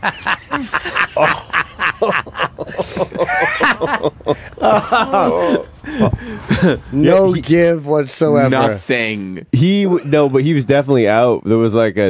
It looked like 2 he got knocked seconds. out, right? Yeah. Where he was just out. You know what I love? When we're doing stuff on the show and I look at Travis's reaction, I don't know if Travis is more amused by anything more than Superhuman. The look on his face of sheer terror. Yeah. When he jumps on that barbed wire. Oh yeah. Would you like to have him in studio? Oh my God! Do you know how many times I've messaged him on Facebook? I DM him too Yeah. because I've been DMing him. I tweeted him last night, and he saw they got tons of replies, hundreds and hundreds of likes He's and not retweets. interested. We're not a bigger enough show. It's a big show. Not for You him. need a stunt coordinator. That's probably right. You know What is Fare Thee Well? I like the cover of your book, but the title is upsetting me. Oh, it's a book about the Grateful Dead. So you're wearing a Grateful Dead shirt and walking around with a Grateful Dead book? You know what? It's a I'm little- just finishing up this book, and Does it talk about their best song, "Touch of Grey"? no, it talks about they played the final finale after 50 years in Chicago a few years ago, and this is like leading up to it. Well, you Garcia died in the 90s, right? 95. 95, wow. Have you ever been walking 24 around? years ago, Jesus. I know. Have you ever been walking around barefoot and you step on a Lego brick? Yeah, I have done that. And yeah. it hurts a lot, right? It really does. Do you want to watch Superhuman do a flying elbow drop onto a steel wheelbarrow full of Legos? You know me well enough to even ask. Steel Legos? Is that even a thing? No, it's a steel wheelbarrow, and it's regular standard Legos. See, this is quite creative of him I to think come so up with too. that. Yeah, More some so people than would the say he's microwave. an ass, but I think he's got a real mind. Yeah, oh, I do good, too. the outfit, excellent. So he's wearing actually a Cargo shirt, shorts. cargo shorts, and a And shirt tabs. that says "Down with the Clown" on it. Yeah. They Similar. left an S off. You're right. There are two members of ICP. Yeah. Yeah. This is No, go for it. This is Super MC Show. Today we're jumping onto Legos and toy cars. Could you hit pause right there? I mean, just that proud announcement. And toy cars. And toy cars. Today I will be jumping onto Legos and toy cars. Is it possible though to tell if he does do this all in the same day? I mean, it looks like. I mean, his The grass beard, looks the same length. The grass looks the Sure. same length. His Yes. beard looks the same length. He's wearing the same shirt. Same little socks. Porch looks like it has still not been worked on. Porch is still neglected. The porch needs a lick of paint. I tweeted this video out. Not this video. Last night I tweeted out the video of. I can't remember which stunt it was that I tweeted out last night, but it was one of these newer ones, and people. Which I don't think is super respectful to the great Superhuman, but Do you follow him? Yeah, I follow Superhuman. No, on Twitter. That's all right. It was the coffee mug one. It was the coffee mug Yeah. one. Yeah, that's what it was. It was the coffee mug one. And instead of marveling at the great stunt and athletic feat that we had just seen, a lot of people pointed out that the deck needed a power wash, which I don't think is necessary. Yeah. It's other things you should be concentrating on. Sam, would you be excited if you were his neighbor and you heard him Oh my God! I would come out to the backyard? I would come over and be the audience for every single one. Would you Just film look these? over the fence? Yeah, I would. If he just needed a videographer, there's no credit in here for you and no money. I'd be like, that's fine. That's no problem. Is it okay if we do maybe 50 in one day? You'd be like, yeah, that's a great idea, Sam. we should definitely do that. I wonder how you calculate, okay, we got the toy cars and the Legos. Yeah. We have the microwave. We Uh-huh. have the television. Barbed we have all wire's this a barbed no-brainer, wire. yeah. What order do we need to do this stuff in? Interesting. Right? Yeah. Because if you get knocked unconscious, beaten bloody, or there's marks on you, it's going to spoil the next one. Right. Yeah. So barbed wire last, I You would think. Yeah. Yeah. Well, let's see what it looks like when you jump into a steel wheelbarrow full of Legos and toy cars.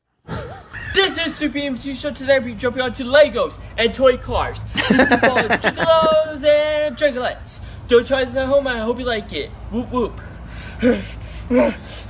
Fuck this shit. He landed. Oh, he's out. I think he's just laying He there. maybe played it up a little bit. But it hurts. Oh my God. Because he takes all these hits. Like there's that human thing that none of us can control where our body kind of recoils or we do something Or think that twice. we're not going to take the all this hit. Yeah. He doesn't do that at all. He just goes full force. 4 bricks. Did you see something that you were interested in, Phil? I saw the 4 bricks. 4 By the way, bricks on a table. I've never heard him enunciate better than when he said cars. And toy cars. It's a syllable. I mean, yeah, it's a little bit That's of an his easier specialty. word. Yeah. Cars is a home run for most of us. One syllable words is his specialty. Yeah. That's where he shines. Okay, so Phil Hanley, your selection now. You'd like to see him. He set up a piece of plywood in between two steel chairs, and then he placed. Where's the black chair? Now there's a white one and a black one.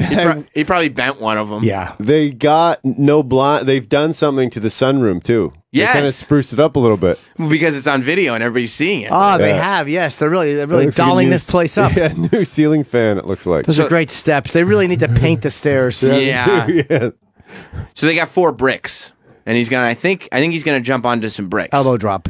So you'd like to see that, Phil Hanley? Well, yeah. I mean, it's not his most creative endeavor, but I feel like the results could be interesting. It'll hurt. Yeah. I mean, if I told you I got a video of a guy doing an elbow drop to bricks, Yeah. you'd be like, "Can I see that video?" Yeah, you'd be like, I want to check that out. Yeah. Well, I got that video. Oh, nice. Yeah. This is Supreme T-shirt today. We jump you to bricks. This is the Don't try this at home. I hope you like it. Whoop whoop. Fuck this shit! You think he bruises?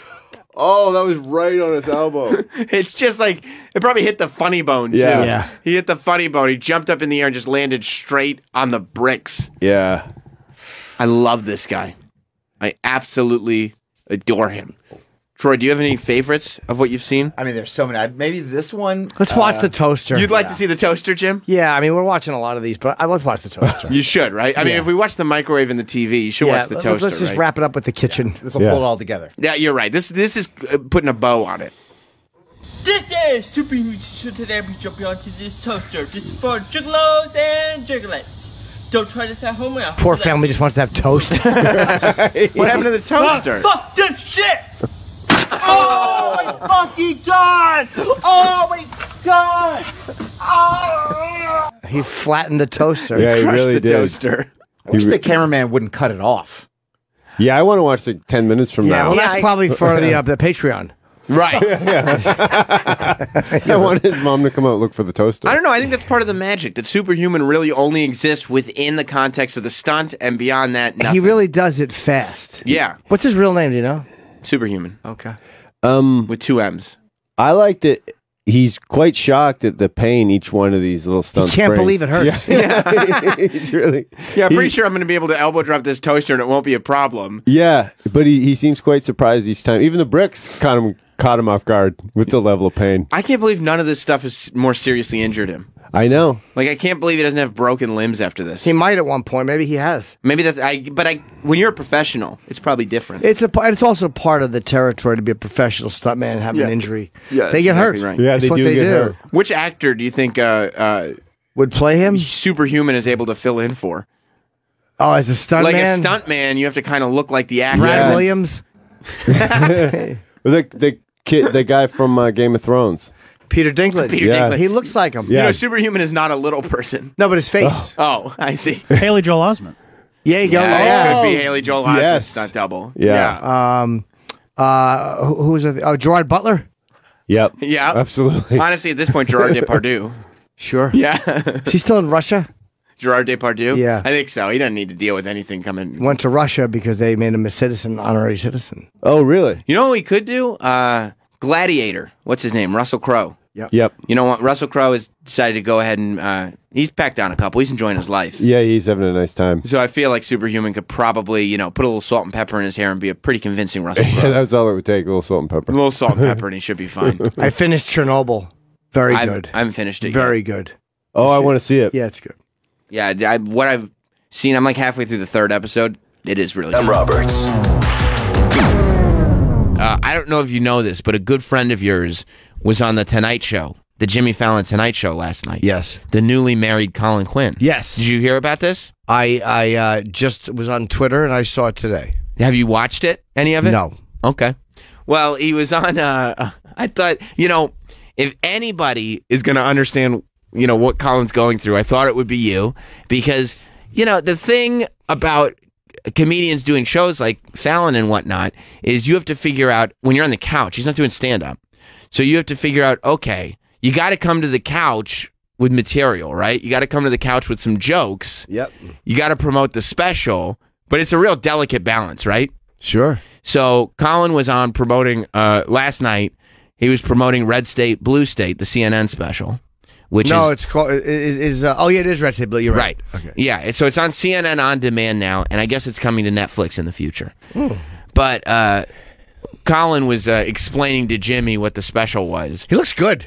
He looks great. Colin looks really good. Come on, he's a married man. He's Hollywood. He's in shape. I saw him last night too, and he did not indicate anything wrong happened. We probably didn't want you to know. His dumb open shirt is upsetting. Well, that's what I mean. This is showbiz. Yeah. This is showbiz. And he figured he'd come on and he'd promote his special like a true showbiz guy. And I don't see, it's Colin. How could anything go wrong, right? How could the true nature of Colin Quinn, a non-showbiz boob, how could that be shown through just a promotion, right? Let's find. He's been doing this for how many years? Many years. Okay. 35. So he's an old pro. Yep. Okay, this is going back to... By the way, did you see him smash Voss on Twitter? No. Over the article? We all had to give quotes for Colin's article in Forbes. And Voss gave some quotes. Did you see that, Travis? I did.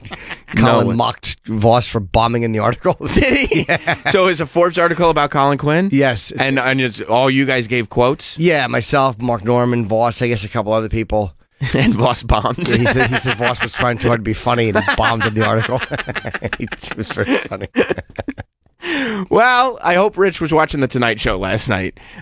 Here is Colin Quinn leading into a clip with Jimmy Fallon. I can't hear it. How come you don't want me to hear it? Troy, don't you want us to hear the clip? I don't hear it. Troy, I can't hear it. You have to go back. See? You know what happened? I'll tell you, Jim, what happened. And this is a common occurrence. Little operator error. No, you're right. That was, but a unique situation of operator error. But what kind of asshole turns this volume down? Yes. Yeah. I mean, you were the one operating it with the volume down, so I guess I could answer that question. My apologies. Here we go. No, that's okay. Little operator error never hurt anybody. No. Red State, Blue State. Yes. It's on CNN On Demand now. Yes. So you can get it right now. Mm-hmm. I'm political. No, I'm political as well. All right. And then this summer. Yes. It would be on Netflix. Yes. When on? You never know on Netflix. They're too cool. They don't have to give their date anymore. They're like, we're not like networks. You just you're going to be looking. You'll find it. Unbelievable. Wow. They think they're who they are, as we used to say. But basically what everyone can see he's doing great, though, right? Yeah. Yeah. Okay, so, he's doing great. He's confident. He's comfortable. I was really enjoying this. Take on politics and the state of the world and Republicans, Democrats. Well, yeah. I mean, it's really about how the country's going to break up and how I'm scared we're going to have a civil war because for a lot of reasons. But one of them... You don't want to see a civil war in this country. You don't want to see fat refugees. It'll be the first time in history you see fat refugees. Just refugees in flip-flops and jorts and Dunder Mifflin T-shirts. Which is available at the NBC store right now tonight if you want to go down. Perfect. It's a perfect commercial. Oh, God. Why? I do want to show a clip of your special. This is on CNN On Demand now, or if you want to be cool this summer, put your shades on and wait for Netflix to tell you when it's on. Wait for it to drop. Colin Quinn in Colin Quinn, Red State, Blue State. Take a look at this. And now we're at risk of a civil war. And you don't want to see a civil war in this country. This country's not built.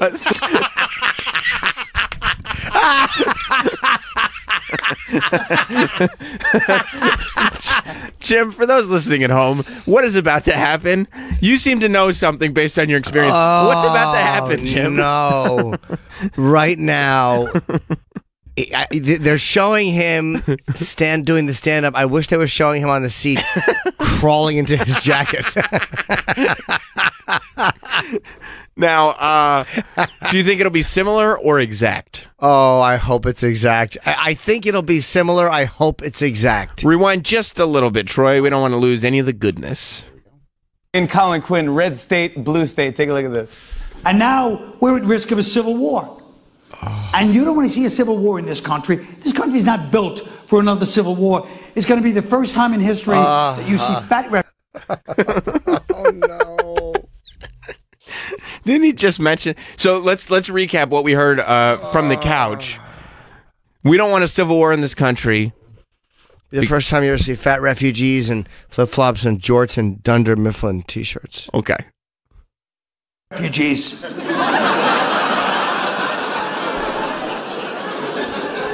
That's not going to be a good look.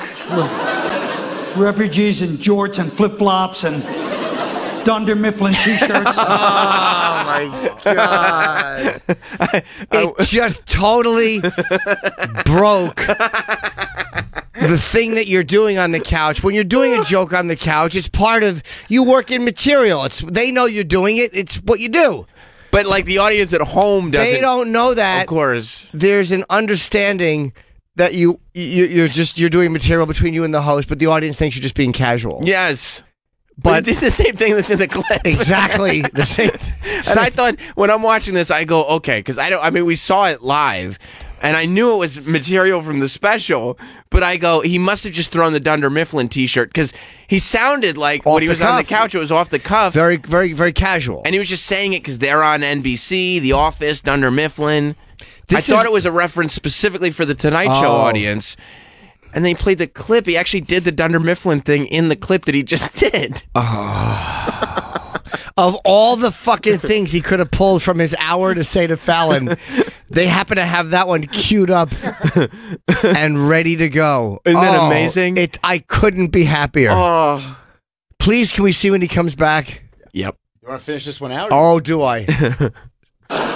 Pulling coolers towards the Canadian border. It's going to look like a giant cattle drive. There's nothing glamorous 50 years from now. Kids are in history class reading about the Battle of Six Flags. The Siege of Dave and Buster's. So funny. So as that clip is playing, give me your insight. What is going on the couch in the studio? He's probably smiling and like he's masking his desire to pick up a gun and kill everyone. He is masking the rage that has to be washing, because it's basically like all of a sudden, if you're taking it, like say your dick won't get hard, you're taking a Viagra, and then you walk in and your girlfriend doesn't, and all of a sudden your dick works, and she's like, oh my God, that's like taking a Viagra and fluffing your dick, and then realize you've been doing it into a one-way mirror, and she's watching you the whole time. That's what that's like. There's something has been exposed. We know it's part of it, but then you're like, oh, it's just that you've been exposed as doing material when it was supposed to be casual. Yeah. Every comic does material on panel. Every single comedian. Plus, then it feels like, so this Red State Blue State is like this brilliant hour of comedy. Like everybody goes out of that special going like, oh my God, I didn't go for it. I didn't like it. Too divisive. Okay, well you're right. You're right. And also, politics and comedy, they shouldn't mix. Right. Is the only Absolutely. thing. Politics are not to be joked about. Right. Serious business. Exactly. And it's a secret. But the fucking, I mean, it makes it seem like he is just as unoriginal as it gets, that there is nothing in this special because the only joke he had to repeat on the Tonight Show couch. It makes it seem like he's just off he's just going to do his act on panel. What I would love to see is the footage of him and Jimmy while this is playing. Yeah. I wish that existed, because he's probably smiling and he probably covers his face. I mean, the audience knows what's happening. Yeah, it's word for word. Oh. Like you can't even sneak it by. Even if you're half paying attention, you're going, wait, isn't that the exact thing I just heard? I wish I walked in at the table last night. It was Colin and Keith and Joe List. And I'm trying to remember what they were talking. They were talking about something. I don't know if it was this or not. I caught the end of a conversation. I'm trying to remember it. I'm wondering if they were discussing this. Oh. I wish I would have known, but you can bet I know for the next time I see him. But for the most part, the code of comics is they'll probably be respectful and maybe not mention this. It's so great. Colin wouldn't want his foibles being brought up at the table. It's just perfect. They played the same joke he just did. All these years in the business, so much respect, so much goodwill for Colin Quinn, and it's just, this is what happens. Well, I would always, you try to at least know what they have queued up. Right. Like, you try to know what joke they're going to play. Like, I mean, I've been there where they play jokes before, and it's embarrassing. You never want to sit there while your joke is being played. It's embarrassing. I mean, I wonder if Colin even planned on doing a joke, because it sounded like Jimmy was like, oh, you're talking about politics, right? And maybe Colin thought he was just going to go right into the clip, but he didn't really think that Jimmy fully explained it, so he wanted to add a little joke to it, and that's the first thing that came into his head. Maybe? I don't know. Or that's probably the one he does on panels or in those moments because it's a good one to do. It's got a couple of tags to it. Do you think he knew that the clip they had was the exact same joke, word for word? Not until he saw it and he heard it. Because there's going to be, and he was probably like, oh, you motherfucker. And here's the best part. He knows where it's going. Yeah. Because the audience doesn't know, so they're like, oh, this has got to be a different take than we just saw. He couldn't be stupid enough to have just done the joke that we're about to see. He's sitting there going, Dunder Mifflin shirt is coming. Oh, no. Dunder Mifflin shirt is coming. I just said Dunder Mifflin shirt, and it's because he acted. He went like this on the couch. He goes like wearing Dunder Mifflin shirts. And then they played a clip, and it's like, you didn't just think of that. And the best thing is, the audience thinks he meant to do that. Unless he told them, which I'm sure he did. But while it's happening, they think he meant to do that. Oh, there's a big bit coming after this. Like, this is a goof. No, they think that he did it on purpose and then wants them to see it here. They think that he's such an ass that he did it live and then showed them on video. How they think he brought that clip. He's just so proud of this joke. Yes, they think Colin brought that clip. Of course, that's what the average person thinks. That you show up, it's Colin Quinn, he shows up, he's got a tape. Here's the clip I want you to play. And here we go. Please let me see the rest of this. I can watch this. I hope there's 45 more minutes. They decided a merciful 35 seconds. Okay. When they come back from the clip, and it's the two of them in studio.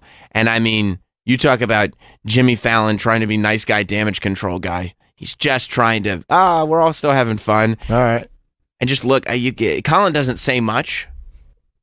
Which if Colin's not saying much, there's a lot going on in his head. All right, let me just see Colin's dumb face when they come back. He's trying, so he's making and this the face audience clapped in there. Colin's. He knows. He's trying to be charming about it because what are you going to do? That's funny though. This is the part where he hides his face in his hand. Oh, he did. He did. Oh, he does do it.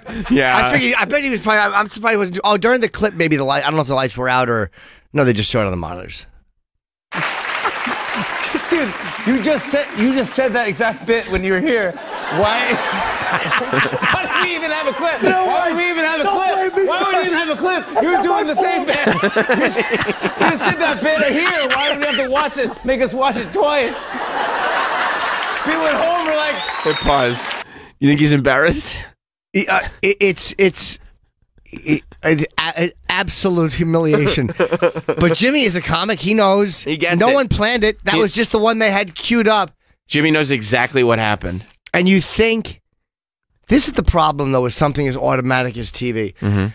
You think that there would have been a way for somebody to let him know or just not play the clip and say we're having a technical issue. Just keep talking and then let Colin talk for a few more minutes and then tell him we had the same joke queued up and we didn't play it. Well, they could have. Yeah. I mean, it's not live TV. They could have paused for a minute. Right. And I'm sure Fallon has an earpiece in. I'm sure there's a producer that is able to talk to Fallon. We have that technology.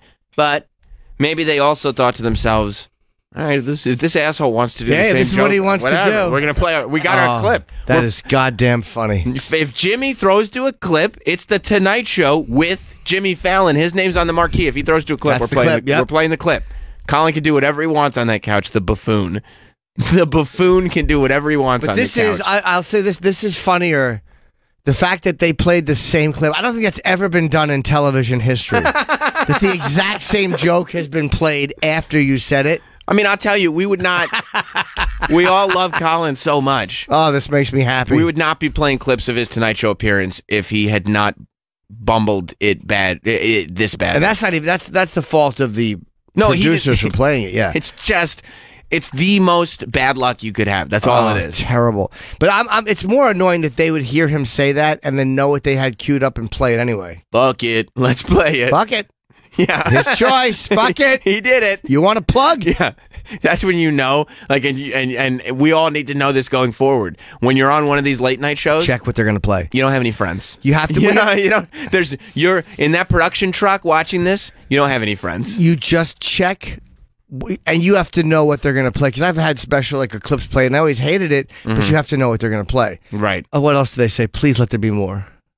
It's a friggin' rerun! It's a Hey, that's an Oh, wait, hit pause. show. Last night was live. God bless Was Jimmy it? Fallon. Last night was live because of the debate. They did the debate, and then a big deal was, and you can rewind this a little bit, Troy, when we go back to it. They did the debate. The debate ended at 11 last night. And they were, so wait, he hadn't done this by the time no. It was live last night. Yeah, it was live. They were. I mean, they were running commercials for it and everything. We're doing the Tonight Show live. They referenced the debate in the interview with Colin. Yeah, because I think Colbert was live. Colbert was live too. Yeah, it wasn't live to tape. Last night was live. Oh, because I saw Colin last night eating fucking. He had a giant thing of wings in a napkin. I'm glad he's treating his heart well. And this was a giant thing of wings. And this was at about. Okay, it was 8 o'clock. It was way so he before. started 3 hours before. Okay, so he might have went over after. I'm sure he did, because this isn't, it's you jump in a cab or whatever. Right. Yeah. No, this was live, so there was nothing they could do. And they never do the Tonight Show live. No, very, very rarely. I can't think of a time they have. The only reason they did it was so they could stay topical because of the debate. Right. And so the monologue would make sense. Sure. And so, Colin is up on things, so they could reference the debate with Colin. That's why they had Colin. Can we go back a few? I didn't know that. That makes me even happier. Yep. So but that also, by the way, pulls the Tonight. That makes it not as bad. Like yes, because they couldn't. There's nothing they could do. Yeah. They were live, and they're also.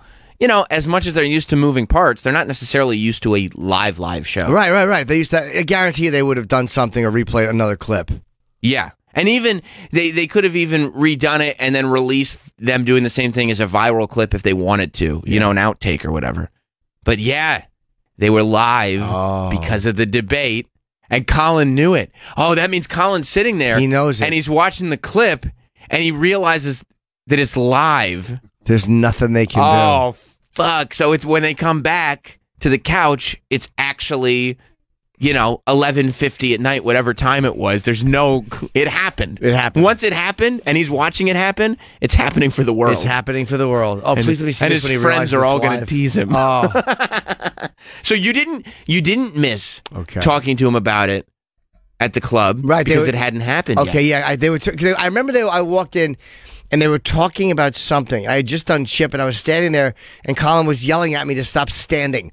I was standing at the table, and I kept eating potato chips over Keith, and he got very annoyed. But they had been talking about something before I got there. Yeah. I was like, fuck, did I miss this? No, you did not. No, tonight's the big night to dissect this if you want to go down there. Why did we even have a clip? Why would we even have a clip? Why would we even have a clip? You're doing Jimmy's right about that. You don't need. I mean, there's a clip. Why would if you're going to tell the joke before the clip? Why waste time playing the clip? The live Tonight Show after the debates, the big viewing audience. You know why it's so big? You know what channel the debates were on? NBC. Yeah.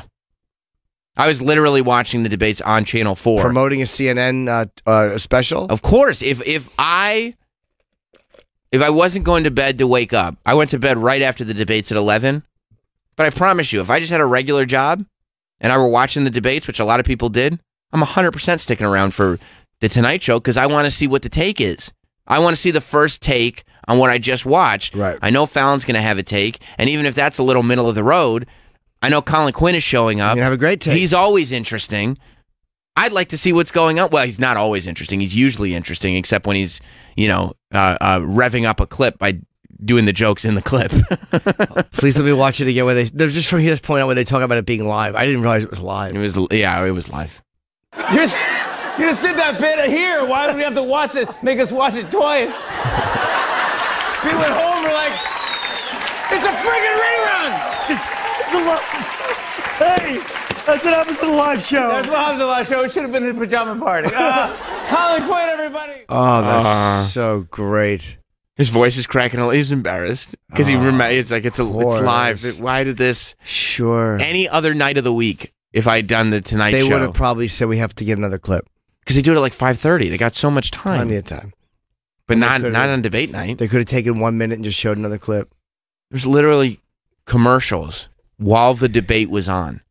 It said Colin Quinn is going to be on the Tonight Show after the really? debate. Yes, I watched the debate same clip on twice. NBC. It said, stay tuned after the debate. The Tonight Show with Jimmy Fallon. Colin Quinn comes on. And then you watch Colin Quinn, and he's doing his jokes from his clips on the couch. Oh, dude. Oh, my God. Can you imagine as it's playing? He's like, "You stupid fucking cunt." I'm so happy that. And who is he mad at? Is he mad at the Tonight Show? Is he mad at himself? Is he just mad in general? He's not mad at himself because it's not his fault. Like, he didn't know. He didn't know. You're really not really mad at anybody because it just. And there's nothing we could have done about it. It couldn't be helped. What can be in a live show? They have to play the clip that they had queued up, and maybe you're doing it for a reason. They don't fucking know. It's funny to reference that scene, and there's nothing we could do about it because nothing could be done. Yeah, because he's literally Colin Quinn probably made the Joe Pesci face when the clip started. He goes, "Oh no!" and then boom. Whoever told you that you could work with men? He must have been so irritated. Colin did. He thought he was getting made, and as soon as they put that clip on, he opened the door and saw an empty room and realized what was. Oh no!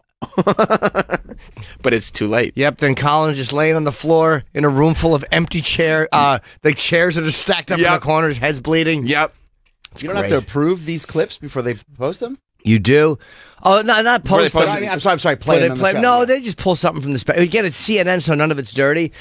And it's your special. You think you would approve the whole 60 minutes? Yeah, you can approve it. And you can say, let me see what they do. And I know we would always look at what they were going to play. We would choose what to give them. Because a lot of times they'll say, there's the one you want us to play. But he probably wants, whatever you want. Or he had his person do it and they didn't tell him or whatever. And they didn't tell him. And or they played a different clip. He reacted like De Niro in the phone booth. Just slamming the phone down. Hold on. Are you texting him? You bet I am. I've been trying to get a hold of him. Yeah, let's try to get a hold of him. Let's see how he's doing. I know he was up late last night. He was on the Tonight Show making a fool of himself. Hey, Travis, can you call Colin? I'm having Roland do it. I mean, I don't have his number, so. Does Roland have it? Yeah. Okay. I won't have to text him. Yeah, Roland's taking. Well, you could if you give somebody his phone number, we could call him from that room right there if he just picks up right away. Well, yeah, I thought that's where he's calling from. No, Roland's not in there. Roland? No. We'd hear him giggling and mumbling. Yeah, Roland's getting in touch with Colin or attempting to. Yeah, I try to get in touch. All right, I'll give you it here. Don't keep this for your own records, Travis. I'm going to write it down everywhere. No, don't do that. 212. Oh, my God. Hold on. And he's sitting there and tell him, like, I'm sorry if we're waking you up. We know that you were up late last night on the Tonight Show because we saw you looking like a boob. Yeah, sorry to wake you. Colin's up pretty early, though. Yeah, but sometimes he stays up late on TV being a repetitive ass. Yeah, sure does. Wow. That makes me... That's one of those I know nightmares. That the second he sees the first word, the refugee, he's like, oh, no. That's one of those nightmares that you're kind of irrationally afraid of happening because you know would never happen. That's a cop shooting and the bullet doesn't come out. It just falls on the floor. Yeah. The odds of that happening are so minuscule. It's never happened You're before. talking about 10 seconds of a 60-minute special. Clip of you saying that. And by the way, anybody that knows specials knows that they're performed dozens and dozens and dozens of times before they're filmed. Absolutely. Which means he's said that Dunder Mifflin joke 100 times. 100? You think 100? You think he said Dunder Mifflin casually like that 100 times? 100 times. Yeah. Sure, more. More than 100? More than 100. Oh wow. State Blue State. So this is now, and this is gonna, because we're audio only, so this is gonna confuse the audience very much. This version of the joke, because it's so similar, word for word, it's exactly the same. This version of the joke is when Colin is sitting on the couch on the Tonight Show, not when he's playing a clip of him doing the same joke. This on the Tonight Show. is. I'm not doing stand-up, Colin. This is. Hey, I'm just casually chatting with my pal Jimmy. Let's not do any material here. I'll just fire out things I'm thinking of as I go along conversationally. That's right. And boy, was that illusion shattered. Let me enjoy the beginning. Knowing You'd like to see it again? Because he has no idea what's coming. Right. This is JFK just enjoying a nice ride in a convertible. Yep. Look at me. I get to sit on the back of this car because there's no roof. Dallas has great weather. That's JFK saying, I love a cool breeze in my hair with having no idea how much of a cool breeze he's about to enjoy. Yeah. This is JFK going, Jackie O, it doesn't get much better than this. Doesn't get much better. And then Jackie O saying, man, I'm glad there's no stains on this dress. Yeah, or her going, wow, your hair looks great. Blue State. Yes. It's on CNN On Demand now. Yes. So you can get it right now. Mm-hmm. I'm political. No, I'm political as well. All right. And then this summer. Yes. It would be on Netflix. Yes. When on You never know on Netflix. They're too cool. They don't have to give their date anymore. They're like, we're not like networks. You just find, you know you're going to be looking. You'll find it, you know. Unbelievable. Wow. They think they're who they are, as we used to say. But basically what everyone can see. Clip. Your take on politics and the state of the world and Republicans, Democrats, and... Well, yeah. I mean, it's really about how the country's going to break up and how I'm scared we're going to have a civil war because, for a lot of reasons, but one of them, you don't want to see a civil war in this country. You don't want to see fat refugees. It'll be the first time in history you see fat refugees. Just refugees in flip-flops and jorts and... His head. Not anything he would have said over 100 times on stage. The only thing that would have made me happier is the clip of his stand-up had showed him saying the siege of Dave and Buster's. It's such a funny line. Pete in Indiana has actually a pretty good idea. What's up, Pete?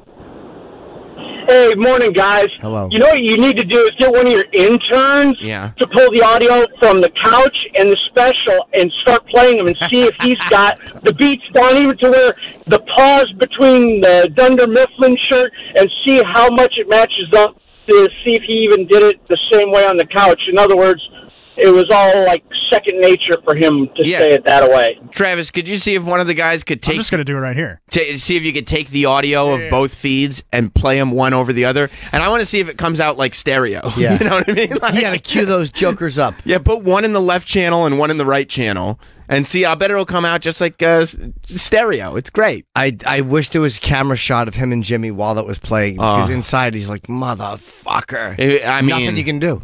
Nothing. You're in... You're going downhill and you can't stop until you reach the bottom. That's it. There's no way to fucking stop it. He just comes on and he goes like, fat refugees. And he's going, oh. The second Why would I he saw Civil War, the first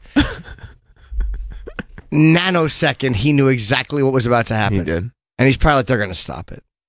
Yeah, because they're going to know. And then no, we're gonna play it as it lies. And the crowd politely clapped. He probably would have been happier if the crowd just stared at him, like, "What the fuck are you doing?" But the fact that they clapped is probably even worse. Yeah, because he knows that they're being sympathetic It's to like him. your aunts and uncles in the living room. Yeah. Oh, it's okay, Colin. It's all right. And he doesn't want that. No, he doesn't. He's got integrity, this Colin Quinn. Apparently not. He's doing the same stuff That's true. He's got two jokes. Back to back. Yeah. He's got a lot more integrity than he's got material. That's right. That's for sure. One joke for the panel, same joke as the TV. He spent all this time painstakingly writing a brilliant special trying to define the division in the country without being overly political, and it all boils down to just repeating the same joke. The fact that that's the one they pull out of the whole hour. Oh, Dunder Mifflin t-shirt. You didn't just think of it. I know. You had that in the... And Fallon didn't know it was coming. No, he didn't. You had that one in the chamber. He joked them live. He did. About the NBC. Oh, you just thought... Because earlier in the segment, and I thought that was a live moment too until I saw the clip. I realized it was also choreographed. But earlier in the segment, Colin was making fun of Jimmy for having all his tchotchkes in the NBC store. He's making fun of Jimmy for all the merch he has in the NBC store. So, it was a callback. So, yeah, and I thought he brought up Dunder Mifflin to set up Jimmy for a callback. Did people enjoy him teasing him about his tchotchkes? Yeah, it was cute. It was fun. It was good-natured. Nobody realized that he was going to set up his clip with the same joke in the clip. Oh. Nobody realized he was a doddering fool. This is like one of those shows you see, one of those specials where 5 seconds before the disaster. This is like Chernobyl. This is like in Chernobyl when they go back and they show 12 hours before the meltdown. Right. 1 hour before the meltdown. And you realize if somebody had just flipped that switch or been paying attention to that or just not run that test, everything would have been fine. Right now, Colin just hit AZ5 and nothing happened. Yeah.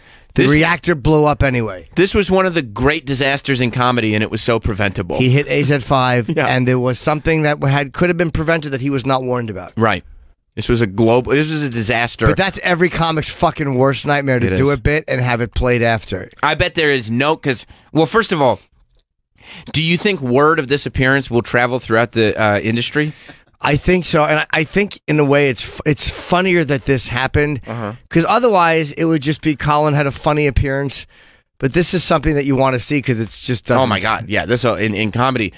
But I would the same clip. Come on, I would imagine Awful. that going forward, no comedians will go on any of these shows anymore without knowing what the clip is. You'll have to know what they're going to play because you know what they'll say. I don't want to pull a CQ. Yeah, I don't want the CQ. I don't want to get the CQ treatment. Yeah, I don't want to pull a Quinn. Is what they'll say. That's what this is being known as, a Quinn. Wow, that sucks. Isn't it great? Isn't it great? Oh, fuck, man.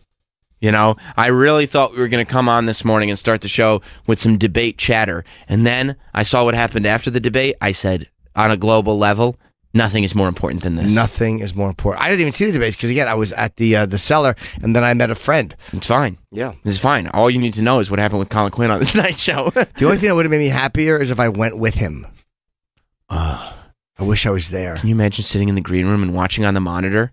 And then the first thing, because you wouldn't be so conscious of what time it was, the first thing that would click in your mind is, oh, they'll probably redo this. And then immediately you'd go, oh, it's live. Yes, it's live. Would you be happy? I can't. Happier than if I was on The Tonight Show. Yeah. I'd be happier that Colin did it and had this happen. Somebody knew what the clip was. There was somebody there that knew that Colin was leading into his clip with his own joke. Hey, it's Colin 2 times, Dunder Mifflin, Dunder Mifflin.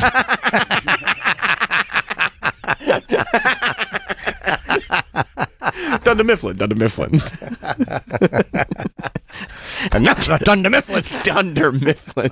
You think of all the material that Colin wanted to expose him. It was his Dunder Mifflin joke. It's just such a funny... It's a funny reference. It sounds off the cuff. He's good at delivering things that sound off the cuff. Yeah, but then he exposes that it's not off the cuff at all. And that's what you don't want people to see. Plus, they don't laugh at the same joke twice in a row. No, of course not. With a 5-second break. And then he's trying to promote the special. He's trying to get people to watch the special. Everybody that watches this that goes, you know what, I'm going to watch the special, they're going to get to the Dunder Mifflin joke and go, oh, that's now the third time I've heard that joke. That's the joke that he won't stop telling. He just won't stop. He's so proud of his Dunder Mifflin poll. On Twitter, Colin said, tonight, Fallon sabotaged me deliberately. Ran a clip of a joke I did right after I said it. I looked like a robotic fool. If there's any good lawyers out there, please contact me. I like that. A robotic fool. He's jumping on the defense immediately. He knows. He knows control. Yeah, he knows this isn't going to be one of those things that his friends are going to forget. This is what you get for having mean friends. You know, you're Colin Quinn, and you make the choice to hang out with the Rich Vosses and the Jim Nortons and the Keith Robinsons and the Bob Kellys of the world. What do you think is going to happen to you when something like this happens? I mean, he knows. He knows. But there's nothing. I mean, it's almost. But he probably also. I mean, knowing Colin. He doesn't want friends that are going to tell him, oh, that wasn't so bad, it's okay. No, it was awful. He wants people around him telling him what a disaster is. Go to his Twitter. There's another clip they put up of the Tonight Show. He retweeted it.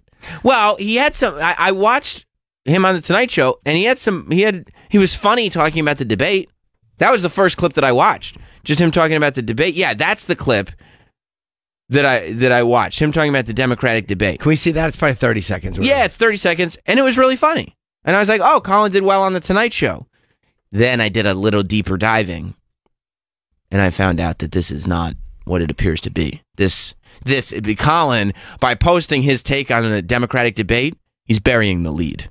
Yes. Let me see this. I feel bad for the candidates that the guys on the side that no one's going to notice. Yeah. They should pull, if I was their strategists for tomorrow night, you want to go in so people remember you. Nobody's going to remember who's that guy, what state's he from again. Wear a tracksuit or something. You think everybody's wearing the same suit and tie. I like the guy with the tracksuit. I like the guy with a you think someone should neck be tattoo or something. A neck tattoo, really? That's just get the people to remember. Smoke. What are you talking about? Because everyone's like, oh, the guy that smokes. I like the guy that smokes. He's a rebel. Everybody else is talking rebellious. You're sitting with a cigarette yeah, that's your policy? All right. See, it's funny. Yeah, it's funny. And I go, oh, I guess Colin did a great job on The Tonight Show. Maybe I'll watch it later. Maybe I'll watch it when I get home. And then I start reading a little more on Twitter and people saying, no, there was a Chernobyl level disaster on that show last night that you should really take a look at, Sam. I look like a robotic fool. I look like a robot. Oh my God, that just brought me such joy. You know, Jay in South Carolina has amazing idea. He's got a pretty good idea. What's up, Jay?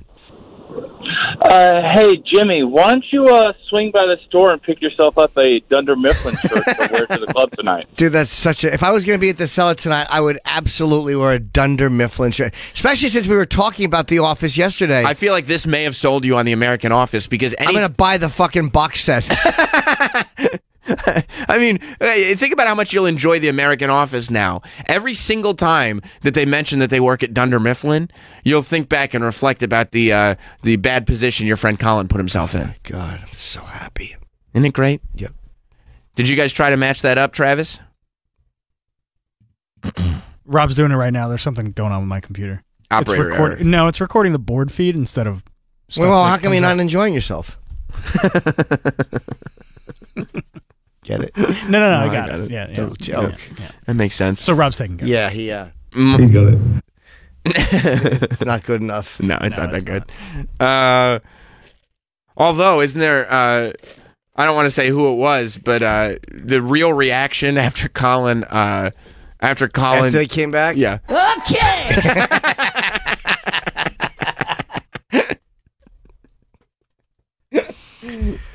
Where did you learn your trade, you stupid fucking cunt, you idiot? Supposed to be promoting Colin. There's more than one joke on the special. Mike in New York. Hey guys. Hey man. Hello. When movie stars are on, they explain what the clip is going to be before it gets played. Yep. Yeah, I think that there's probably a lot more control and there's a lot more hands-on and everything. Like when a movie star comes on, they're not exactly promoting their own project. They're, part of their deal is that because they're the star, they have to go and promote this project that's really the studio's project, and they say, here's what we want you to push. I'm imagining when it's Colin's own special, he goes like, well, yeah, just send him a clip. You know what I mean? Oh, and I'd love to have him on today. I'm going to text him. Travis did. Thank you, buddy. Travis did. I mean, you're right, Mike, though. It would be a lot smarter to know what clip you're going to play on The Tonight Show. Travis left him a voicemail. Oh, okay. Travis, Roland texted him too. And you guys let him know that any appearance on today's show would all be good-natured. Yeah. Okay. Well, I don't think he needs to be told that. He doesn't care. No, I mean, like, we probably wouldn't even bring this up. Yeah. This is we don't want to bring up the negative stuff. And I said, until 10 o'clock. I mean, it doesn't have to be right this second. Yeah, absolutely. Honestly, if we found out that he couldn't call in until 11, we would stay. Yeah, we would stay. Hey, Colin Quinn. Yeah. Good to have you. You think Colin 2 times he wanted to... Hey, Dunder Mifflin. It's so funny. Colin 2 times. It's so funny.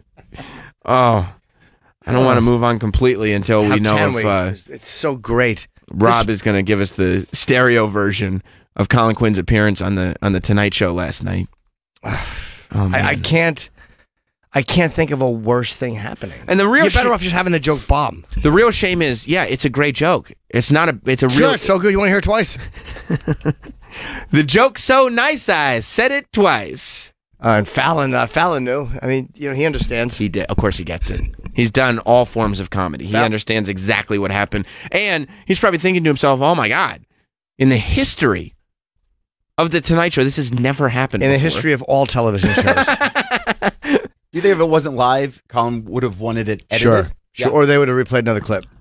Yeah, I think that I don't even know if Colin would have had to say, "Can you please edit that?" I think they would have just done it. I think they would have known, like, this looks horrible. We gotta not do this to you. Maybe played another clip.